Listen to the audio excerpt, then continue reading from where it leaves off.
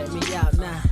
Return of the smooth operator. Shotty on repeat. I say sleep later. This another favor. Consider me your neighbor. Lost a lot of fam in pursuit of the paper. She gon' catch the vapors when we slide by. The way I speak my mind, it's like I peak my prime, but I ain't close. I cruise through the night air. Fantasy a dream. Real world is a nightmare. Like Claire battling the brainless. Learn to live shameless. Talk about me alive, but claim that I'm nameless. You aimless. So I'ma style on them. They washed up. It's a rap. Throw the towel on them. Gaining miles on them. Otakus for the win. Tacos, it depend on the mood that I'm in. Like Finn when it's time for adventure. This some new blue. Get ready to enter my mind for a few. Come and take a ride with the crew. I'ma show you how to recoup days lost when you vibe with the blue. Come vibe with the blue.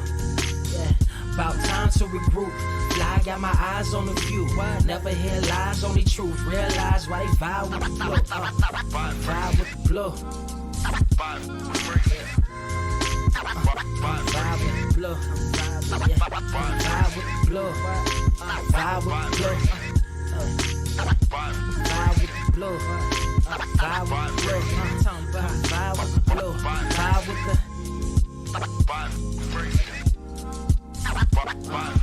vibe with the sky. Wait, you know the rest. I'm blessed. I see you frontin' like you ain't impressed, but I still get requests. I'm playing Zelda on the GameCube. I quit spamming my music. Don't ever try forcing the links. That's a high rule. The wind waker, Mother Nature on my side too, controlling the elements. Go and check my avatar. I'm arrows ahead. Get the point. Moving forward. The battle scars accumulated over time are reminders of what I went through as a minor, but made me a grinder. The trees broke down, but it's loose leaf. If life's a game of death, I'm Bruce Lee. Ooh wee. Lose sleep on the regular, trying to get this word out. Then I crash nebula. Wish I had a very odd parent, maybe two, but it's cool. Everybody pays dues. Now it's time to make moves. Granny didn't raise me to lose. Think I'm in the mood for a cruise. Wanna ride? Come and vibe with the blue. Come vibe with the blue. Come vibe with the blue. Come vibe with the blue. Come vibe with the. Check this out, y'all. I'm back spazzing like the elderly. Worth of my cousin Beverly. Never swear away from the truth. Just ask Heather. Be weather, be tripping. Starting to control like our destiny. Always give you the best of me until the death of me. My weaponry is a paintbrush. Hush, don't tell my secret. They get a hold of it. If you leak it, get it.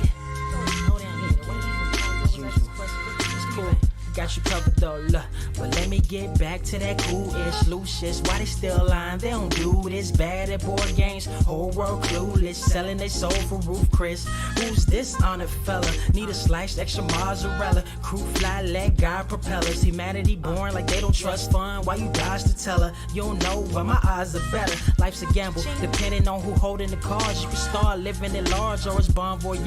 Charge it to the game. Me and you ain't the same. I'm thinking bigger pictures. Why you still shrinking the frame? Ever blink in the rain? It helps when your eyes dry. Mob with the bright minds. Think you funny, wise guy? Midnight Marauder with a new tribe. Tired of the fake. Come and vibe with the blue sky. Come vibe with the blue sky. I'm proud of you, try. We get them high. Take them high. What I do, come vibe with the blue. Yeah. Come vibe with the blue. Pass what up? Vibe with the.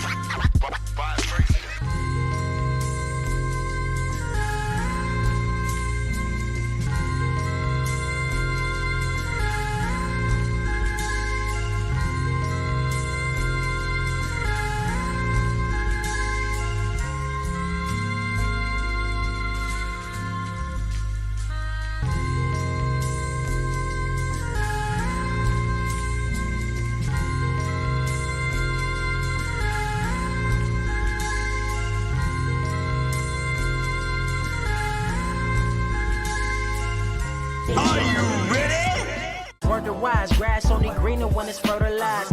Gave them truth in these songs, they prefer to lies. Destiny beautiful, adrift in her purple eyes. You can't see me, you Stevie. Wondering how I reach more evolutions than Evie and make it look easy. Dream on, yeah. Dream on, dream weaver.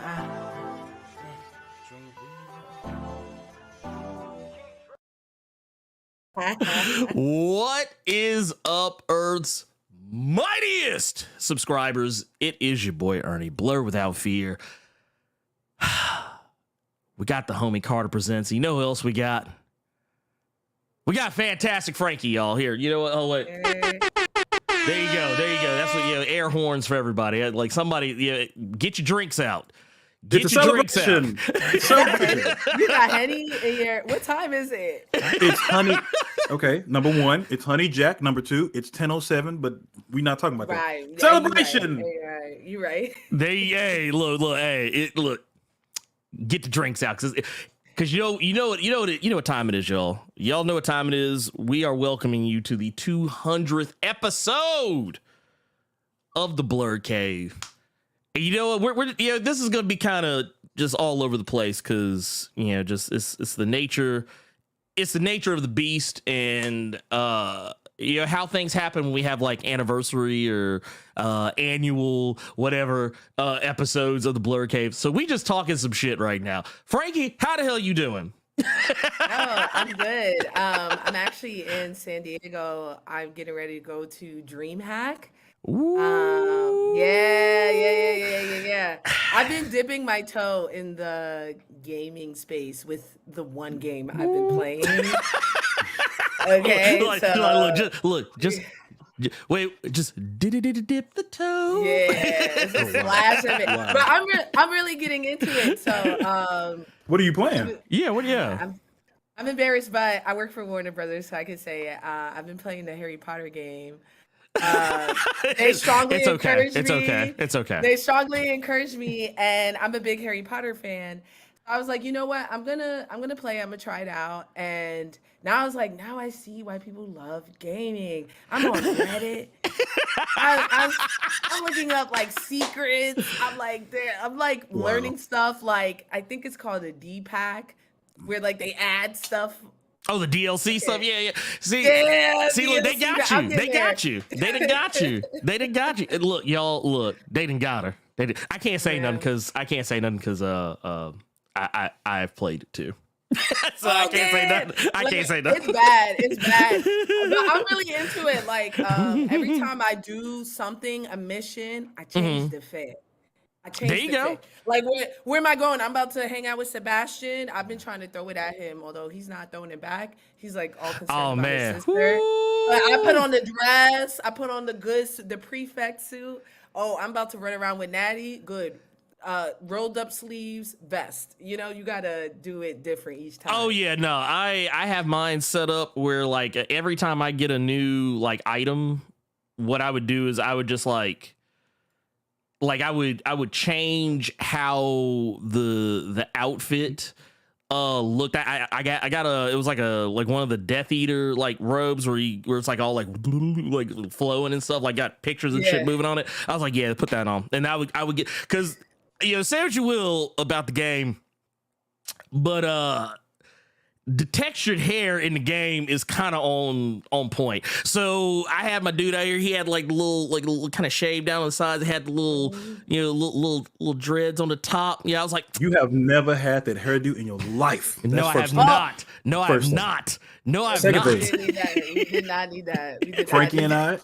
Frankie, we have not met. I know you've known Ernie for quite a long time with the whole Justice League thing. We have several people in the chat right now that are saying that was how they found you both, was through the Justice League. But just real quick, because I don't want us to move past this. First of all, you called it a D-pack, and then you said somebody named Sebastian was trying to throw it back. Ma'am, it is 10 in the morning, okay? I'm going to bring it down a little bit. No, man. Hey, okay. Look, you just do it. He's talking about it's 10 in the morning while he's drinking whiskey. Semantics. That was the energy I thought we were getting. I was like, "Word, okay, this is where we're at. This is where we're at. This is it. This is it." It's sad because she's at DreamHack right now because she's dipping her toe in the gaming space. I'm in Los Angeles and didn't even know DreamHack was happening. I don't know. I should have known it was happening. Mm-hmm. I don't know why I didn't know it was happening. Maybe the drink had something to do with it. I don't know. It's a celebration. I mean, I'm not gonna tell on you. I'm not gonna cup watch you. I'm not gonna cup watch you. But I will definitely say that as far as like what has been going on with you as of late? I know you said like the video game stuff, but you've been out here. You've been out here in these streets because you've been hitting the cons. Which you had kind of been doing on the for a good bit, even like way back. But I've been seeing you at premieres. I've been seeing. Look, I just like, dang. I was like, man, Frankie getting out here, man. Look, I'm proud. I'm proud. Like yo, heart be getting warm. We met at a con, and like at the time, Ernie's like, he's the first one to really give me an opportunity, like doing the podcast together. We met at a con, and we met because the person running the con, it was in Brooklyn, left Ernie to die. He left that man alone. He never been to Brooklyn. Ernie is just done. So I was like, all right, Ernie, I'm from New York. I'm going to like show you around. And then from there, we developed a friendship. Yeah. At the time, I was doing some Fantastic Frankey thing, but it was like just a hobby. And I mean, since then, since the Justice League, then I've kind of moved into it being my full-time job. And lately I've been doing a lot more like events. I'm on my road to a TED Talk. That's my like next big milestone. I want to have a TED Talk. Okay. Yeah, just that's my big thing. So yeah, I've been doing a lot of work with HBO Max. I'm their official like nerd influencer. So if you guys go to their Hero Mode page, I talk my DC shit. I'm so glad I'm the last Mohican on DC. But we about to get it back, and I'm so hyped. Because I can't imagine a world where I'm doing this content and everybody's on my side. Like I be doing all this DC content and people be like, it's whack, I hate DC. And I'm like, yo, give me like 2 or 3 years. I'm going to be doing this content and everybody's going to be like meat riding DC the way they're meat riding at Marvel. And I cannot wait for that day. Hey, it's fast approaching because, and I guess, you know what? That is a really, really, really good segue because DC dropped some heat.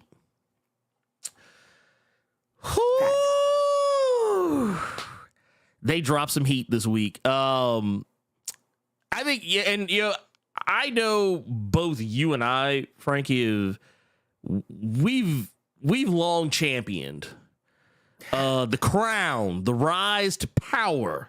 Oh Lord. Of Jaime Reyes. And this is something I've said for quite some time. I think anyone who's been watching the Blerd Cave for any stretch of time, y'all know just about every time y'all would ask me like, yo man, who should DC put up? Man, DC need to come up with some new stuff. They need to focus on some characters they don't mess with too often. And what's the one character I always say? I always say Jaime Reyes. Absolutely. Give me Jaime. I forgot he was in, or at least his storyline, the Jaime storyline was in Smallville. Yeah. Yep. It was in Smallville, and they did Smallville, they did Young Justice, and like even I think a couple of the DCAU, like the DC animated films, they did it once, I think, in one of those. But like it was like a part of like the Teen Titans. Yeah, Teen Titans versus Justice League. Yeah. Did it, yeah. But like you don't really get Blue Beetle much outside of that. So I was like, dude, why are y'all sleeping on this cat? Because I was like, he's better than the 2 Blue Beetles you had before him. Dan Garrett and Ted Kord is washed. They ain't nobody talking about them. This Jaime or bust. Okay, it's Jaime or bust. Honestly, I don't think anyone knows their names. Look,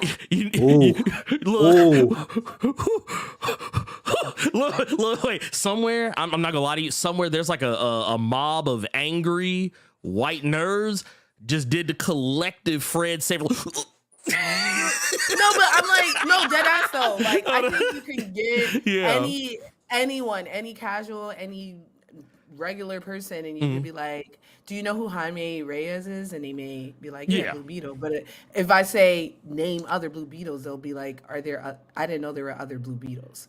Oh yeah, yeah. Well, I tell you what, it's near and dear to my heart. Mm-hmm. Judas Contract, thank you. Someone put it up. They did it in Judas Contract too. So I gravitated to Jaime because, and something I see a lot of people bring up the chat because they know I'm a huge fan of this. The Guyver, which is for those in the chat that don't know, Guyver is something special. It is it's an anime that is an anime and manga series is very near and dear to my heart, and it's one of the few times where I've seen like American comics just unabashedly copy something, and I'm perfectly okay with it. Like I don't care. I'm like, everyone's like, oh man, Jaime Reyes ain't nothing special. He ain't nothing new. He's just a copy of the Guyver. Fine. He's a damn good copy of the Guyver. For those and I guess I should probably share. Sharing of course is in fact caring, but yeah, basically for those unfamiliar, this the Guyver. That's the Guyver right here. Japanese boy, school age kid finds an alien artifact. It latches onto his face and ends up wedging itself in his back. And whenever he feels the need, he can summon the black screen. Yep, there it is. He can summon the black screen, which I have two different guest frames. So excuse me, y'all. So the bringing that energy from the Guyver to the DC Comics universe, and in a lot of respects, like, because even the idea of the Reach and the villains, all of that is basically Guyver, but it's done so well. It's done so Absolutely. well. Like if someone came up to me and said, "Man, they just filed the serial numbers off this one," I'd be like, "I didn't notice." Right. Yeah, I think that's a common thread amongst comic book characters, right? Yeah. Like, oh yeah, you could say, and we see, right, where Dr. Fate, all these people that you're like, okay, this is like this character, or this character is derived from this character. Yeah. If it's written good, it do not matter, right? There's No, so it many doesn't. powers. Well, look at what was it? Deadpool. Slade Wilson and Wade Wilson. Yeah. I was like, dude, they didn't even try. They literally, like, Marvel didn't even try to hide that they were copying Deathstroke the Terminator. They did not even try. And you know what? It all worked out.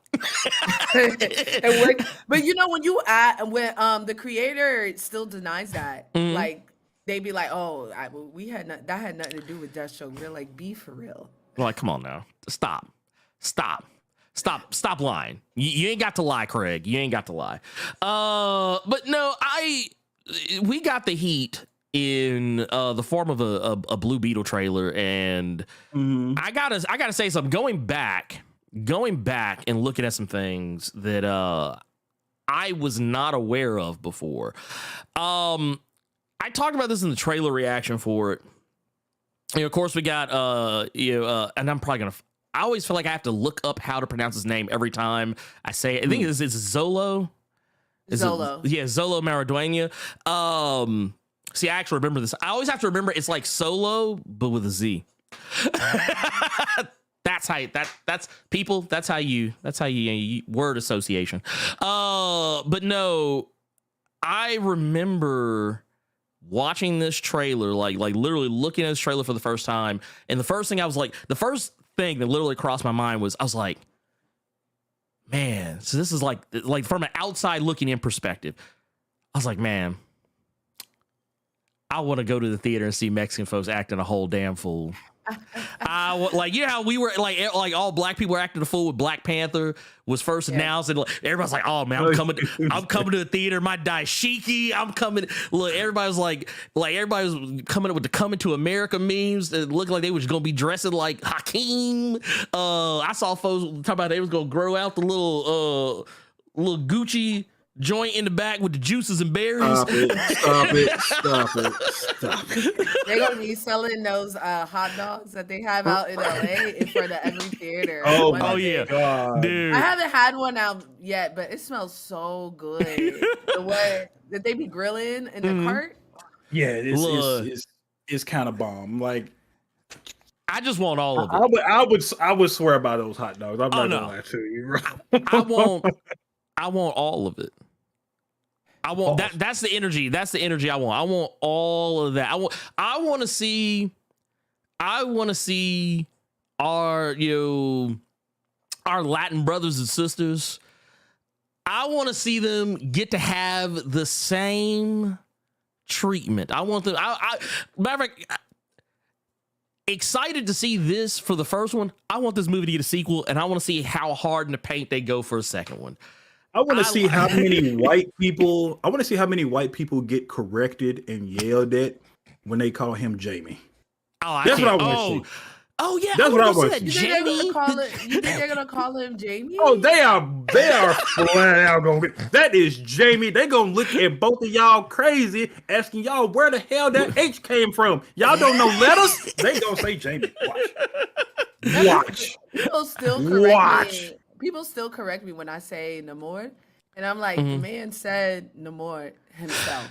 You heard the character himself say it. Like, I get it was Namor, it ain't that no more. Well, you know what it is? It's so Frankie, you got a taste of what I got back, and I still get it too, by the way. I still get it. I got a taste of this back when Avengers, Infinity War, and Endgame were on their way out. And people like before people really started saying Thanos' name in the MCU, I always said it Thanos. But you said Thanos. I said Thanos, but there were people who said Thanos or Thanos, and when it first started being said in the MCU, I had people that were still trying to correct me and say it's not Thanos, it's Thanos, or like now they still say the same because so Namor is kind of like potato for me. Yeah. I don't really care how you say it. However you say it is how you say it. And honestly, I just God bless you for knowing that he exists.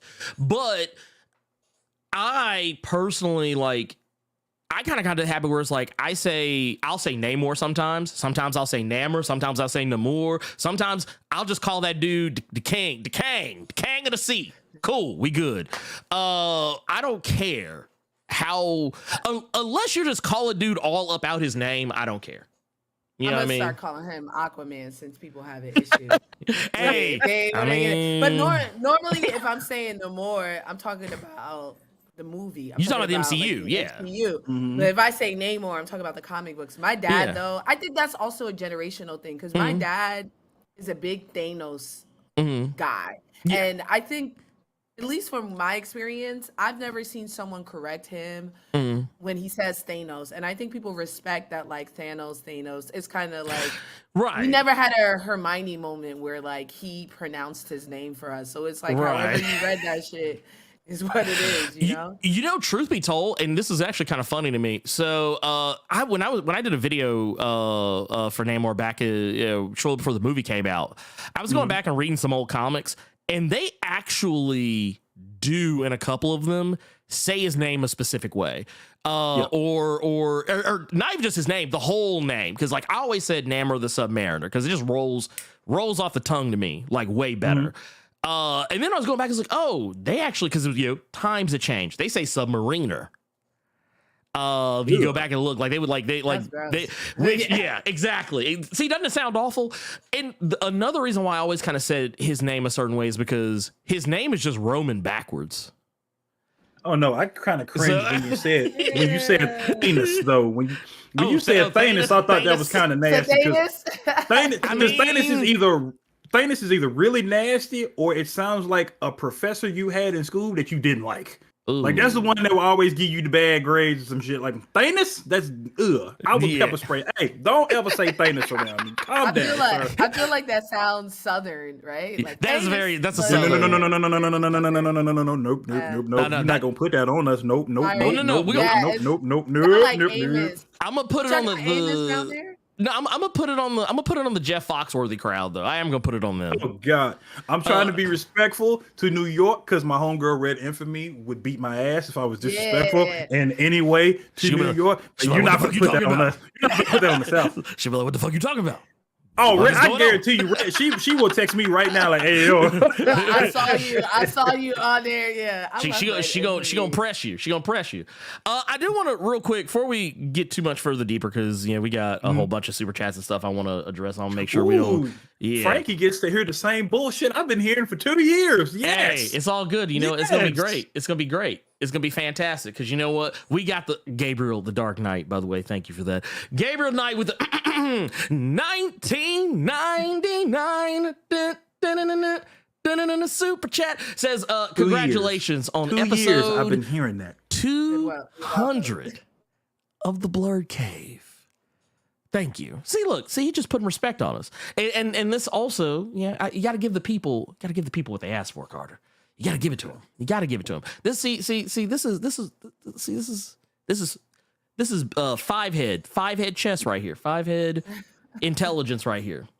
We also got the homie X-Triv out here with the $100. God damn, dude, just out here. 100 dropping a Hunsky on us. Says congrats on 200th episode. The OG Justice League is how I started following Frankie. Is this a sign of the all new, all different Justice League? Peace and blessings, people.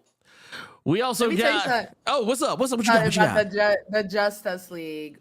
Similar to the Justice League, it is a club that is ever evolving and ever like moving, right? We get pulled for other things, but like it's always like we're a club, we mobbing. It's got to come back. Yeah, we bring it back. We come back together. There's always a crossover episode for sure. Oh, yeah, no, 100%, 100,000%. And I will definitely say too that I think I said this earlier too, but I'll reiterate. I like seeing people grow. I like seeing people coming up, doing their thing. Like I said, you started, you said you were just doing it as a hobby. Now, like this is your job. Like that's the stuff that is a type of growth that I like to see in my people. Yeah, it literally warms my heart because I'll be like it was. I don't even remember the damn movie. I just because it's become such a meme that the meme has outgrown the movie. I feel like, but like you see like the old Charles S. Dutton GIF, whatever people call it today, where he's just like sitting there, he just clapping. Yeah, like that's me every time I see my because like because Frankie, Black Gay Comic Geek. Whenever I see y'all out here, just like just coming up, glowing up, I'm like. That's me. That's me every time. Just like, damn it, man, just love to see it. We also got Bilbo the Governor. Hello, Governor, with the $5 with the hot and ready. I don't think the hot and ready. So I have to look that up because I feel like with the $5 footlongs don't exist anymore. I feel like hot and readies don't exist anymore. But they got says congrats on 200. Wish me luck. I'm about to adopt a pup from the shelter today. Man, what a lovely day, dude. Congrats, dude. Get. I love to see it. Love to see it out there. Dominic Coles also hitting us with the hot and ready. Says Blerd, y'all stay wildin'.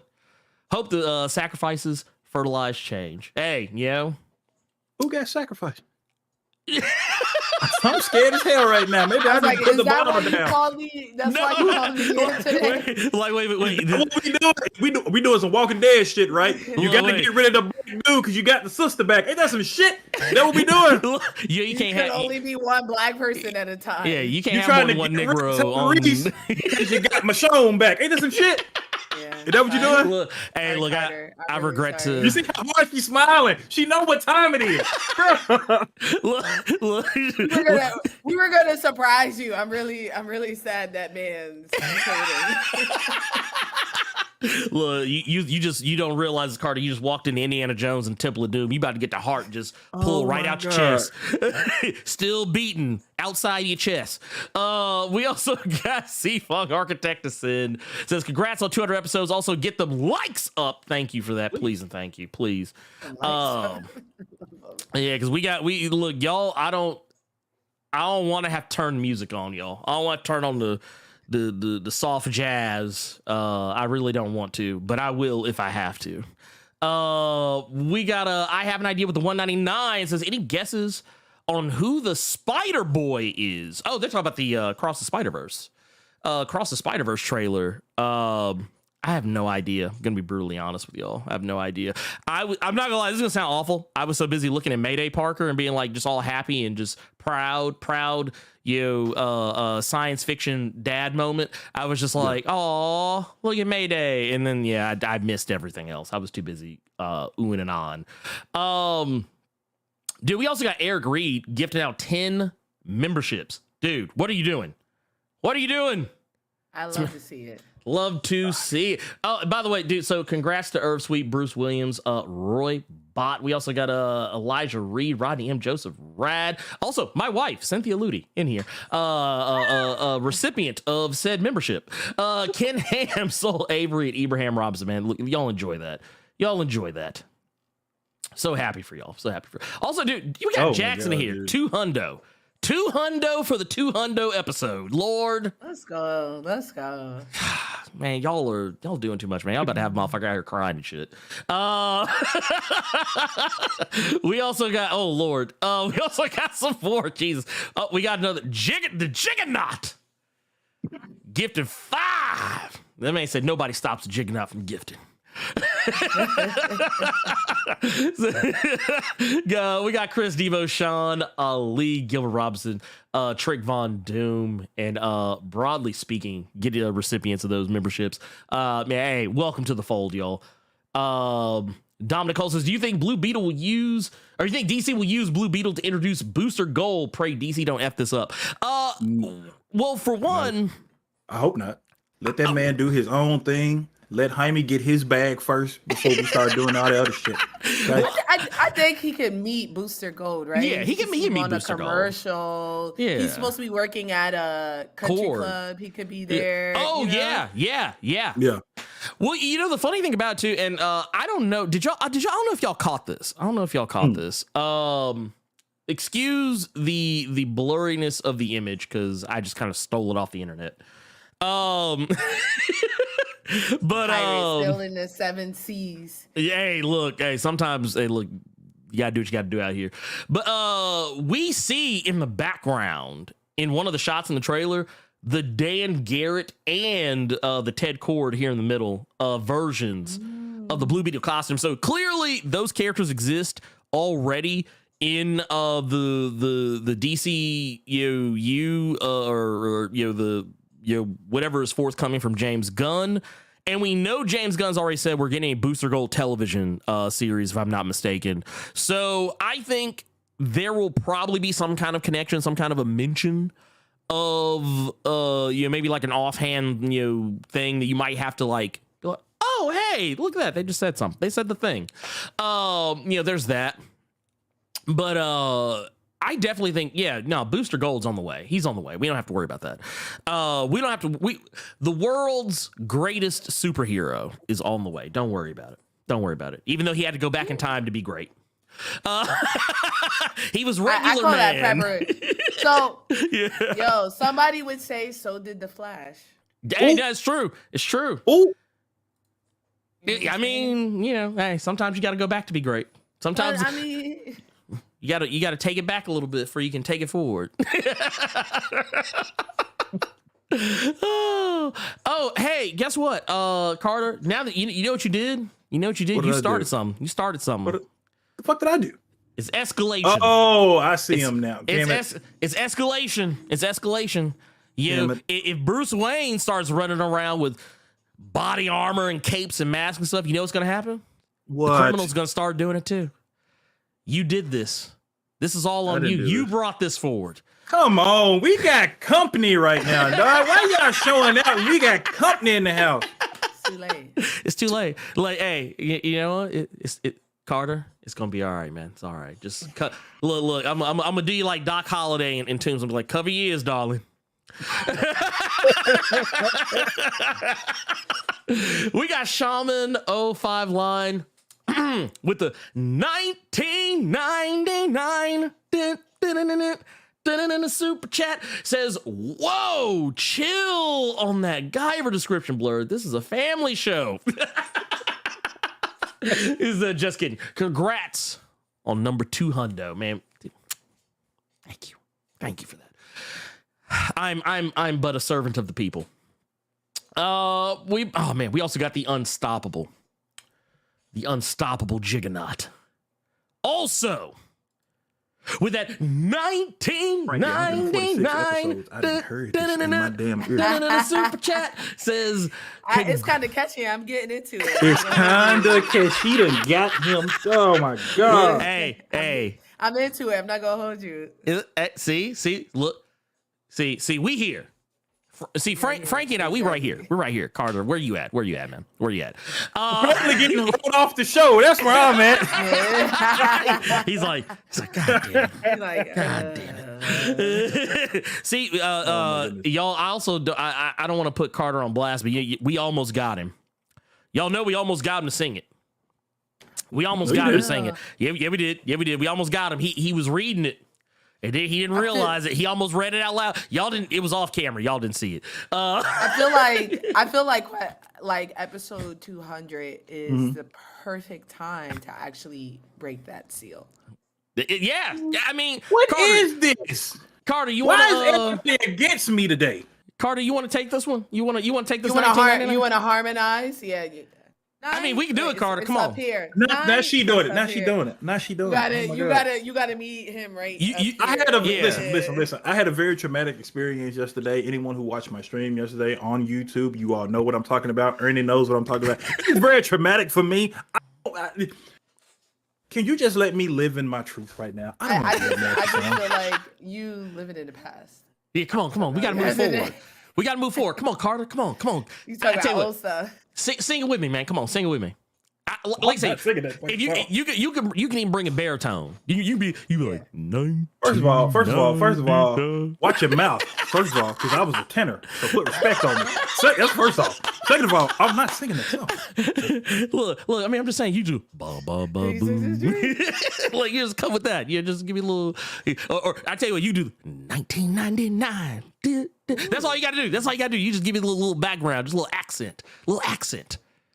Okay, it's fine. Anyway, it says congrats on the 200th episode. On the 200th. Real note though, just put Brian Hitch on retainer to go into the Capitol. Put a hit on all them Tartar Teeth hairline. He's gonna nick him. He's gonna nick him. This is hashtag all Tennessee 3. So for those who don't know. Not to get too far off into the political spectrum here on a day of celebration, but we lost 2 brothers in the Tennessee House of Representatives. We have no representation here in Memphis anymore. Our representative was expelled. Also, the representative from Nashville. No surprise, they were both black. And the white woman, who I think is a representative from Knoxville, she was spared. But she's also a white woman. But to her credit, she recognized and spoke out about that being the reason why she wasn't expelled. So for those who don't know, Tennessee politics is wild. And I just want to point out they were expelled for breaking decorum. And this is from a chamber where someone literally pissed in somebody's chair and still maintained their job. A place where a representative was charged with pedophilia, kept their job. Another charged with sexual assault, kept their job. But no decorum. Anyway, I just had to put that out there because I'm not gonna hold you. Like, when Joffrey died, right? Mm-hmm. And then his brother Tommen was letting everybody run a fucking muck, right? And you thought to yourself, Joffrey would never let his mom get captured. I feel the same way. I'd be like, look, I hated Trump. Trump would never let his reps get expelled for protesting peace. And Oh, Joe no. Biden writing letters. I'm like, bro, you the president. I'm like- Show your beef. Look. Wait that around. Look, Those your boys. you couldn't tell me, you literally could not tell me if I was president. Yeah, we firing two of you boys. Why? Because they protesting guns killing kids. What? Excuse me? I'm like, okay. I'd be like, no, you ain't. We blocking this. Y'all better get right. What about old boy who peed in the chair? He still got a job? Yeah, he's still. They stay. That'd have been the end of the conversation. That's why I'm not president. I think anybody but Biden. Biden's safe. Look, Biden. Look, let me tell you something. Because everybody's like, "Oh man, you love Joe Biden." No, I don't.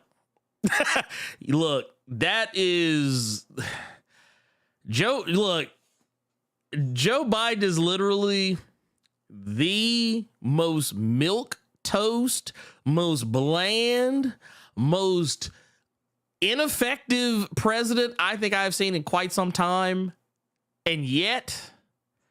So every now and again, not saying that I would, because I would for damn sure not vote for him. But every now and again, I'm just like, man, dude, times seemed like they were so much simpler when G.W. Bush was in office. Goddamn. That dude was a whole idiot. But, you know, neither here nor there. It's whatever. Tennessee gonna be all right. We're gonna be all right. Because those brothers ran unopposed in the first place. So they will be back. We got LP3. Man, with 25. God damn, 25 bomb. Says big congrats on episode 200. Here's the 200 more. Man, look, this man, he treating us like we on Rick and Morty. He's like, that man like 800 years. 800 years. We got Sean the Stampede. Councils of Ernie's. Yeah, right. Right. I'm like, it's like I'm just gonna have a big ass citadel somewhere. It's just gonna be a bunch of me just running the show. Just like, all right, well, I guess if I'll take that. I would get sick of me after a while, though. Not gonna lie. I'd be like, all right, I got to leave y'all because y'all doing too much. I'm like, this is what Carter feels like when he hears that jingle. But no, we got Sean the Stampede with the $9.99 out here. Says, how are y'all feeling about that Icon versus Hardware? Gotta level with y'all. It was a tough read. I feel like Static is the best book from the Milestone Rebirth. I mean, okay, so Icon versus Hardware. I'm gonna be okay. So I read the second issue of it. Yeah, second issue. Yeah, that's what came out. Yeah, of it. Just yesterday, actually. I didn't read the day it came out. Don't spoil. Oh no, I'm not saying. I'm not gonna say. Okay. I'm not gonna say. I'm not gonna talk about the plot. I'm on DC Infinite, so I'm always a month behind. That's fair. Got you. That is fair. That's fair. No, I'm not gonna spoil the plot of it. All I'm gonna say is that I know there's an aspect of the story I think I know what some people are probably upset about. Yeah. But here's the thing. All I'm gonna say is this, and I say this every time there's a time travel story. And I'm gonna say it without saying exactly what it's in reference to. And this is true every time. Time always wants to happen. That's all I will say. Time always wants to happen. Steal that. I got a drink on now. I'm gonna steal that. Yeah, I'm gonna steal that. I'm gonna do that in a video. I'm like, time always want to happen. Yeah. Shout out Ernie. I mean, but the thing is, this is what I always tell folks. It's like it's a core tenet of just about every time travel story. I mean, I will say I think that for me personally, my personal favorite of the new crop of Milestone books, honestly, I would probably say in Icon and Rocket and Static kind of vie for total supremacy, and then Hardware's kind of like right underneath, and then that's when you start and like then you got like or actually no. Blood Syndicate's right underneath, and then Hardware is kind of like tug of war in it with Blood Syndicate, and then there's Duo, but I just and then there's Duo. It's perfect. that sounds so It's terrible. perfect. And then there's Duo. What makes it so bad is right when he said it, Ed Boy in the cut, literally his chat pops up and says, Duo was top 2 from Milestone. Y'all just killed that boy. Y'all just killed that boy. I'm gonna drink one right now for you, Ed. Duo, yeah. I mean, well, yeah. Duo's definitely my least favorite. Mm-hmm. I feel like I want to like Hardware more, Yeah. but I wish he was more like Dr. Umar. Like, I wish they turned him into Dr. Umar. And I think it's a missed opportunity that he's not. Like, Yeah. I want him to be ridiculous in his Yeah. resolve. And I think I'd be reading it and I'm like, Yeah. Okay. but I'd be reading his dialogue like Yeah. he's Dr. Umar. Like, this is You know what? little piece I'm rereading to mess that. up the cool I'm rereading that today. Actually, I will say, and like I said, this is without spoiling anything. I do feel like, Frankie, you're about to get what you're asking for. I'm rereading that today. I can't. I'm about to sail the 7 seas at not sail. I'm gonna ask them to send me. This is the issue. I can get the issues on time, but I love reading it on the app because I Yeah. feel like it's like stop motion. You know, I like doing it panel by Yeah, panel. you go. Okay, that's fair. That's fair. yeah. I can't hate on that. But I can't hate on that. I may take that. I may take the L and just read it. Like, Y'all yo, man, talking Dr. Umar. Y'all got more of those. Y'all got more of those like covers and stuff. I love it. I freaking love it. Let's see here. We also got we got plenty more. We ain't done yet. We got LL Melvin L with the $5 says 210 people here, only 20 likes on the 200 episode. Get them likes up. Hey, He's look. sitting at we're sitting at 1,400 though. Oh, okay. I'll take that. So it's cleaning up. It's cleaning up. Okay. Long as you say. I'm just I don't want to have to get the music out. But yeah, I would appreciate if y'all get them likes up. A fair taste. Fair taste. We also got Gabriel the Dark Knight just out here, man, just out here. Says with the oh wait, no, we have to do this. Hold on. This man, he just hit us for max damage in Final Fantasy, and he got us with the 99.99. Says an epic milestone deserves 99.99. Says keep the episodes coming, get those likes up. That's what I'm talking about. I love your audience because they know the drill, yo. I feel like you are a teacher. You're like, don't make me get out the music. I don't want to. It's a good day. It's a good day. It's like, look, we can do this one or two. We can do this the easy way or the real easy way. Facts. Right. Let's see. We got a House of L Comics joining us in Blerd Club Silver. Man, welcome to the fold. Welcome. Jay Keto with the 33 months says, Jesus, 200 already. Can't wait to see 400. Good Lord. You know, look, y'all, if we get to 400, I don't know what is going on. Okay. I don't know what's going on. Oh my God. Gearless Mo is here. Gearless Mo then entered the chat. He didn't enter the chat. There he is. Look, I got to hit the button again, y'all. Oh, Big Joe. Motor money stacks. Look, swinging a Buster Sword like it ain't nobody's business. Man. Which, by the way, I just want to point something out here. Did anybody else holler the way I hollered when I saw Jaime swing the big ass sword up? I just want to. When he kicked it with his foot. Yeah, he held him. He got the hand. I was like, ooh, boy, look, y'all go see Blue Beetle. Y'all go see Blue Beetle. They're gonna be straight haters about it too. Because even the Shazam movie, I thought the Shazam movie was good. I thought it was better than Ant-Man. And people straight hating on it. I was like, because y'all was talking about Kang. Yeah. And I felt like it was better than Ant-Man. Me personally, right? I think the only thing that was missing was it was supposed to be Black Adam. Like, it was clear he was supposed to be fighting Black Adam instead of the sisters. You know? The only problem I have with Shazam really is I just felt like, wow, this is all coming to an end. And I kind of feel like this movie got held back. Like like say, you could tell there were certain things that are supposed to be there and things that weren't, or things that were there that probably shouldn't have been there. Yeah. Like you know what it is? It's a fun movie that is, it's not like you have to watch 10 different spin-off TV shows, watch 8 different movies, and then another 10 TV shows, another 16 movies to get it. It's just a straightforward superhero movie that is largely inoffensive. It does what it says it's gonna do, but then like you have the shadow of Flashpoint hanging over it, and it's just kind of like, this may or may not be a part of, and I think that's what people are focusing on. I would like to argue that that's the nature of being in the comic book space, right? Oh, like, yeah, 100%. You know, people are like, it's restart. I'm like, comic book universes restart all the time. Elseworlds exist, one-shots, things like that. So, like, I don't think you need to...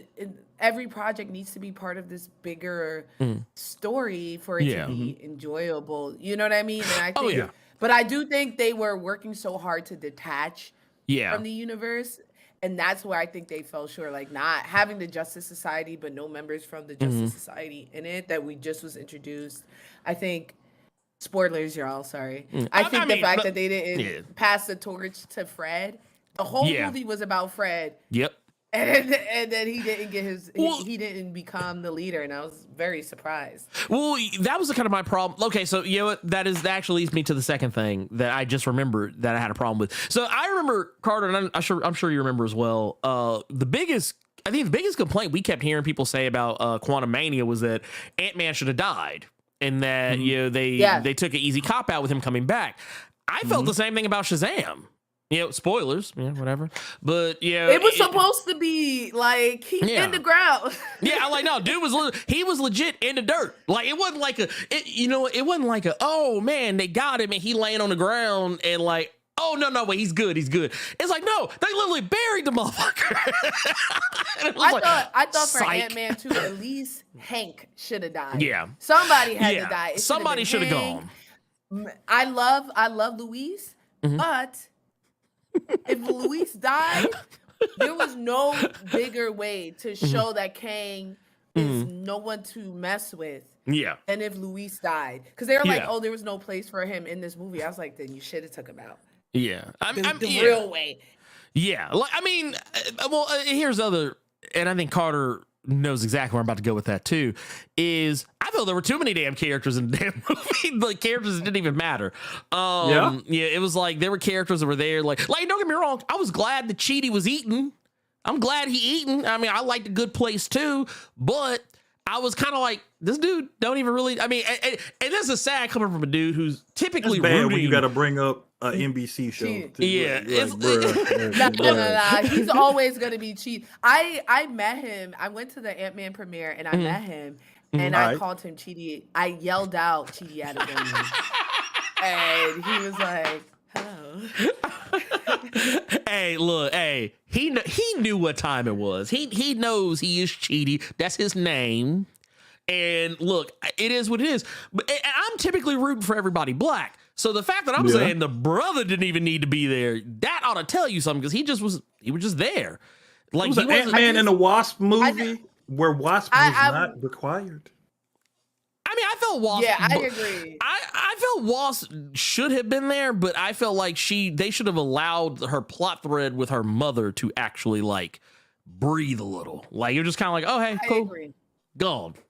Not just that, but like I forgot they were dating or are married. Yeah, you know what I mean. Like it's Ant-Man and a Wasp, and there was not at the very end scene when they were like hugged up. I was like, oh yeah, they're together. I totally forgot they together.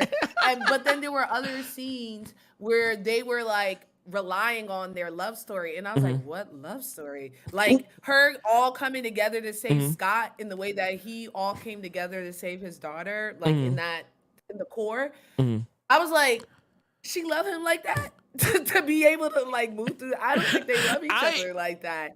I I will say this, and yeah, it is definitely something I thought was kind of strange, but I almost wish if I could rewrite it to maybe make a little more sense. I probably, at the end, just because of the connections, the future connections, I would have had to be Cassie that saved Scott. That's what it should have been. But that's... Oh, my God. But once again, it's one of those deals. It happened. It's there. I'm over it. Yeah. I was like, look, man, I'll just wait till we see Victor Timely in Loki, and I'm good. Loki. Who knows? We're still waiting. We're still waiting. Anything can happen now at this point, but I think I don't know. We'll have to wait and see. Oh, okay. I just caught what you did there. I just caught what you did. We don't know. We don't know what's going on. I don't know. Nobody else knows. Nobody know what happened in that room except for Jonathan Majors and the unnamed woman. Listen, I'm just drinking, and I wish I had hot chips like Frankie had just now. Excuse me, they were Twizzlers. Oh, really? I'm sorry. The camera was so blurry. I thought it was Takis. I'm sorry. See, I'm not gonna lie though. I know my camera blurry. I'm I'm in a hotel. I'm on hotel internet. Y'all. Yeah, look, I knew I wasn't gonna be that ugly and be like, man, dude. This, but no, Carter had to. Carter had to do. And you know what's so crazy? Back in the day, I had the worst quality of everyone. Oh wow! When we were on the Justice League, because I was just starting, I didn't know anything, and now that I actually have a camera, a mic, and all that stuff, I'm in a hotel. Now I can come back. It's like going to your family to your high school reunion, and you like, yeah, I got money now. I got a fly hole, and then like you come. And like your clothes, your bag get left behind. you got to go hit up the thrift store so you can get some clothes so you can actually have something. Oh man. Yeah, your girl can't show up now, and I'm like, I promise you, it looked better normally. And God damn it. Oh, no, I totally get that. No, but you know what? That right there, if that is not a perfect reason. Yeah. To be like, hey, next time you back, in your neck of the woods, we bring you back on. See, there you go. Yeah, it's fixed. I got the it's Funkles fixed. all behind me. It's gonna be fire. I can't wait. I'm gonna be in there, big dog. I'm like, 1080. Hey, look, y'all go. She's like, y'all go put some respect on my name. We got another. Was this? I have an idea. Says my bad, Ernie. I was referring to the new. Oh, in the comics, in the new. Okay, I know. Okay, so I know what they're talking about now. My bad. I thought they were talking about like in the Spider-Verse trailer. That's what I thought. They're talking about the Spider-Man comic series that's running right now. This week they dropped the episode. You gotta be more specific. Well, no, just Spider-Man. Like not Amazing Spider-Man, not Spectacular, not Web of, nothing. Gotcha. Spider-Man. Okay. In that series, there is a like a sidekick style, like Spider-Boy character. I haven't read it yet, but I have seen all the people talking about it online. I have no clue who it is. What's going on there. I am as out of the loop as the next person. But I'm still catching up. Like, cause I literally, once this is done, I'm gonna be catching up on more comics.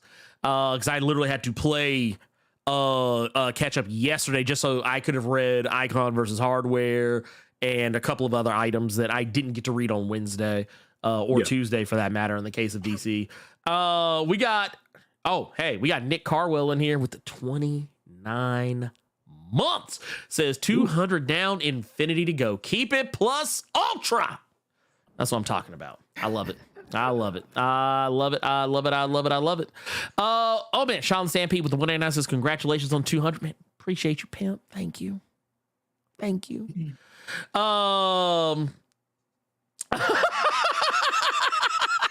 Oh my God. Jigga here with the 5 months in the Blerd Club. Goldmine says, got the name of the group. Carter, Blerd, Thugs, and Harmony. Sing it, Carter. Who's the thug and who has the harmony in this trio? I mean, I have no harmony, so I'm just. I'm definitely the thug. Oh wow. So Carter, you the harmony. There you No. go. You the harmony. Yeah, you the No. harmony. You said you were a tenor. You said you were a tenor. Yeah, you got the harmonies. earlier. First of all, don't use my own words against me. That's first. That's first thing. That's crazy. He's like, no, Listen. he's like, nah, we're not doing that, bro. We got, oh man, dude, I thought we had caught up. We are not caught up. Oh my god, we got Yeah, it's a Dominic. We got It's a lot. Dominic. I mean, We I'm got not Dominic mad. I'm not Coles mad. with the hot and ready $5 saying, Blerd, I found a version of you with dreads. He's a YouTuber. His channel name is FD Signifier. I know who Blerd he's with talking dreads. about. Gotta love you. But that dude don't look nothing like Ernie. That's fucked up. You think we all look alike. Now, I will. we got another hold- 5. Hold up. I want to address. I am aware of FD Signifier. Really cool cat. I actually recently kind of had a light interaction with him, so I'm hoping one day he and I can link up and do a little collab. So there You you gonna go. say you look like him, Ernie? Come on there. I didn't say nothing about that, but Thank I you. do. But I like his energy. Carry on. We got another 5 from nobody except me saying 200. We up. Smoke some. I don't know about that. We don't know who watching this. Drink some. I got my apple juice right here. Blur, and now he's using foul language. Now, my favorite M-Town representatives to number 400. Cheers. P.O. me Carter. Wait. Oh, pull me up, Carter. No 1999. Respect, love. Well, I thank you for that, but I don't share my drinks. Now, This motherfucker. Like, I don't share. He's like, I don't know you like that. you can ask Frankie for a Twizzler. There were several people in the chat saying that Frankie should get some respect on her name because at least they're not red vines. So yeah, you might get a At least they're not Twizzler. red vines. At least they're not red vines. Thank God. Because See? people, y'all, I'm on the West Coast and they live and breathe and die Yeah, by it's red disgusting. vines. It's disgusting. And I was like, how can you live in a place that's so sunny, that's so beautiful, and then eat red vines? Like, that's no, we don't do. You in paradise, you eating red vines. Look, we don't do that to you. We don't do that to you. Exactly. We got Brett Fox with the 200. Happy 200th. Thank you. We appreciate you. We appreciate you. We also got Tyrone Graves. Says grass on 200. No glossy foil hardcover with a stiff spine. Just stiff shots from a blurred brother and a flossy sister. Looking fine. Wow. That is, dude, I just realized that's some bars right there. That's bars. Goddamn. I want to. Go ahead. Go I ahead wanna and give save him- that line for later. There you go. I want to give him respect on a blurred brother and a flossy sister looking fine, but he only named off. He said brother, not brothers. That was see. Yo, what? Am I just not here?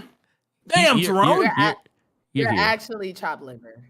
I'm actually D- chopped liver. actually. I would have liked if she just called me a fucking red vine. She called me liver. Liver. Ooh, who's eating It's liver? chopped up. Who's eating it? Oh, we also got Levester Samurai with the 7 months strong in the Blerd Club gold mine with the fist up. We appreciate you, pimp. Also, and you know what? Levester is also going to be goodly enough, Carter, to bless you with another 1999 super chat. Says, congratulations on the 200th episode. I just want to hear the song. Frankie, I'm gonna tell you what's so bad about this. So I've been hearing that for, like I said earlier, 146 episodes. That's how many episodes of Blerd Cave I've been in. 2 years I've been listening to this. And I started telling people, look, just add an extra penny. Extra penny ain't bad. Hot 20, that's cool. Let me tell you what happened in with these sick freaks. They then found a way to get a $20 super chat to turn that into a song for his black ass to sing. Yeah. Or I would have been pettier and then did a super chat for $19.99 and then a super chat for a penny. You would have got banned. You would have got banned. So that you know, You would've got banned. I heard you. like I hear what you're saying, Carter, but like F that. I'm gonna do this. You would have instead. that's disrespectful. That's She's not disrespectful. banned. That's disrespectful. To take the time to super chat a penny, like you ought to be ashamed. We got LJ Brown. My dad always said revenge shouldn't cost more than $20. Ooh, I'm not gonna lie. Bar, yeah. I like that. That's bars right there. That's bars right there. Actually, I'm not gonna lie. You have to tell your dad I'm stealing that. I'm stealing that. That's not. Yeah. Tell Because him that I'm goes stealing beyond that. money. How much time is $20 worth, right? So if you spend too much time on it too, that's more than $20. Look, you got We just got the Turn it name of into this $10 million. episode. We just got the name of this episode on Spotify. We there. did. Actually, I was about to say, Boom. yeah. Boom. Dude, there you go. Tell him. $20. Hey, you could tell him. You could like, hey, look, the podcast version is gonna be the name of the episode. it. Be revenge should cost more than $20. Ernie met Poppy Fantastic. Actually. I did when we were at the he's cool. He's cool to buff. Yeah. Cause I was like, damn, this dude, like he was just chill, just super chill. I was like, man, dude, I was like, He's an old school Harlem cat. You know what I'm saying? Got you. Cause like the whole time I was like, damn, I was like, this dude, like he like the vibes, like you just knew, like, oh yeah, man, just be cool, man, just be cool. Don't. Right.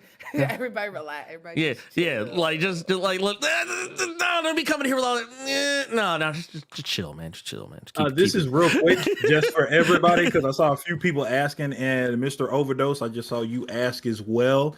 Mhm. I am going to put her channel name in the chat right now for everybody, so you can go check out Frankie's YouTube right now, and also check her out on Twitter because she's really active on there. And Instagram. TikTok and Instagram, right? Yeah, I'm the most active on Instagram. Got you. There's a lot of stuff. That's where I post like almost all my content. So if you guys want to see, like, I do a lot of character breakdowns with hero mode. I do a lot of stuff on Instagram. So, but I act a fool. So I act a fool still. So if you guys want to see me act a fool, definitely pull up. Yes, and I will definitely say, if you are like, honestly, yeah, IG is probably where I feel like you also get the most unfiltered, the most pure uncut Frankie. So yes, please, please go do that now. We'll also say, and LJ Brown, you gonna put some respect on Frankie, okay? Put some respect on it. It says Ernie celebrated his 200th episode by having Frankie more unsynced than old Jackie Chan flick. Man, leave Frankie alone, y'all. She in the hotel, y'all. Y'all know the hotel Wi-Fi. I'm actually speaking in another language, and that's what Ernie didn't want to tell you. So we got it dubbed. This is a dub voice. This is a dub voice. See, y'all didn't know. I wanted to celebrate my love for old school kung fu movies. And now y'all got it. Y'all see it now. Y'all see it now, and here we are. We got Gokon sure his baby's father with the $2 says, "Where's the Jay-Z Carter?" Yeah, Carter, where's the Jay-Z Carter? Where are you at? I've heard that Sean Carter joke so many fucking times throughout my years of living. Hey, at least you got a cool one. You don't want to hear what I had to live with. I had to live with like all the Bert and Ernie jokes and the Ernest goes to jail, Ernest goes to camp. No, you got it easy, my guy. Thank you. Not really, because Sean is, ladies and gentlemen, that's not my first name. So it is not. It is not. So trust me, Ern, I had it way worse than you. Worse? Sir. Dude, no, trust me. No, you didn't. I'm gonna tell you right now. Look.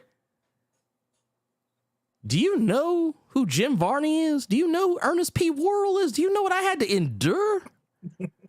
No, sir, I don't think you do. Anyway, Right Left Undecided just gave us $4.99. No statement, just cuz. So I'm gonna take it. I guess you know what. Let's jump over real quick, just because I want to kind of touch on a couple other things here. And this is a public service announcement. I don't want anybody to go in this upset because I know I still see there are people out there that are still hoping and praying that the Khaleesi herself, Emilia Clarke, is going to be playing like Spider-Woman or Abigail Brand or some other random character that y'all done cooked up in your head and think is going to happen. And then when it don't happen, you're going to be mad. I just want to put this little public service announcement out here. Y'all need to let that go because that's not who Emilia Clarke is playing up in here. She is playing Talos's little girl. Y'all need to stop. She is Ben Mendelsohn's little kid, grown up. So when y'all get to that, when y'all turn on Disney Plus, what is it, in June, and y'all see her and she don't be shooting no little bio beams out her hands and she ain't got no green hair. I don't want y'all coming to me be like, man, see, they messed it up. See, y'all lied. Nah, I don't want y'all. That is Talos' little girl. Look, I just want to look. I'm gonna put up 2 pictures, y'all. I'm gonna put up 2 pictures. See that little girl right there? That's who y'all getting. So I don't like. I know what y'all thinking. Y'all probably sit here like, man, dude, they pulled the bait and switch. Nah, nobody bait and switch nothing. Nobody said that's who she was, except for a bunch of folks online. So let's go ahead and get that out of here. That's little Gia. That's little Monica Rambeau little friend from when they was kids.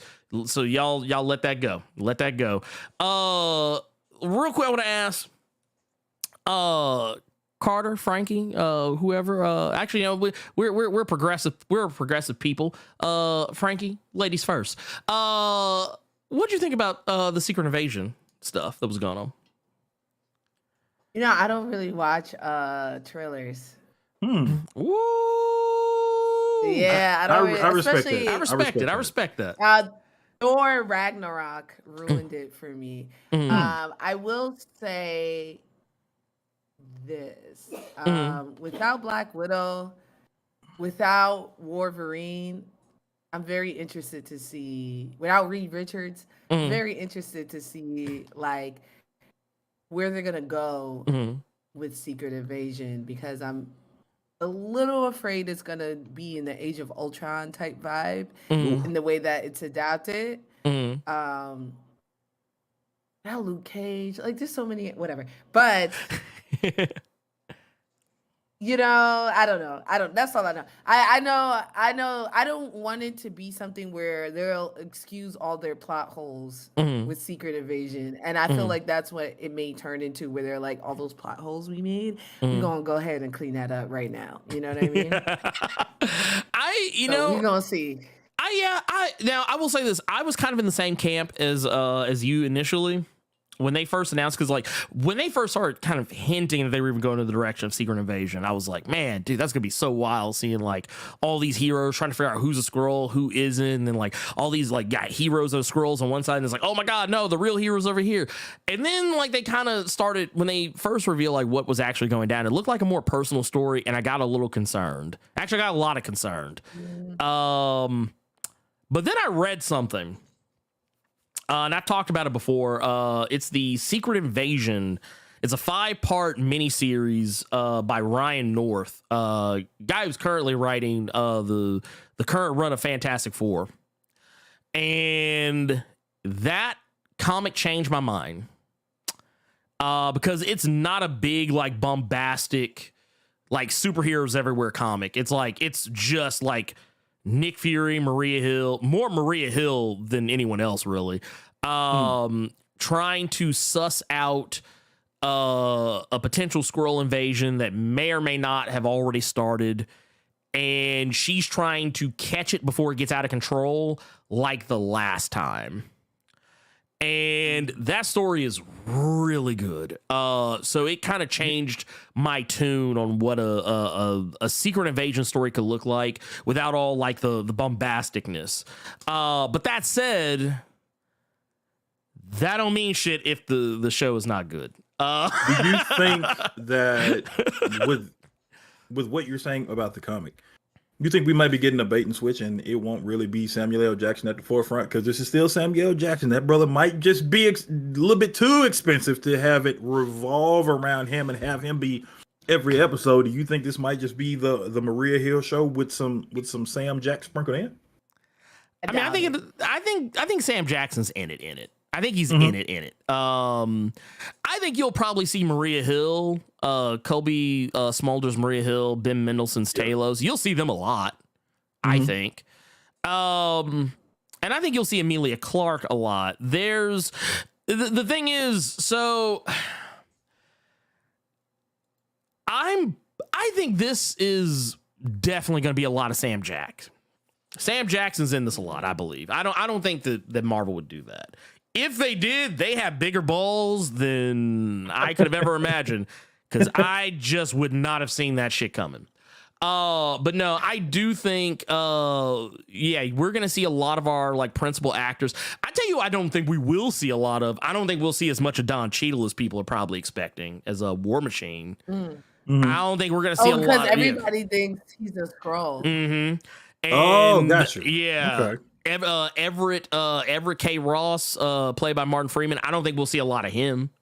I think your core, your core actors that you can expect to see in this, you're gonna be seeing, Sam Jackson. You're gonna see Colby Smulders. You're gonna see Emilia Clarke.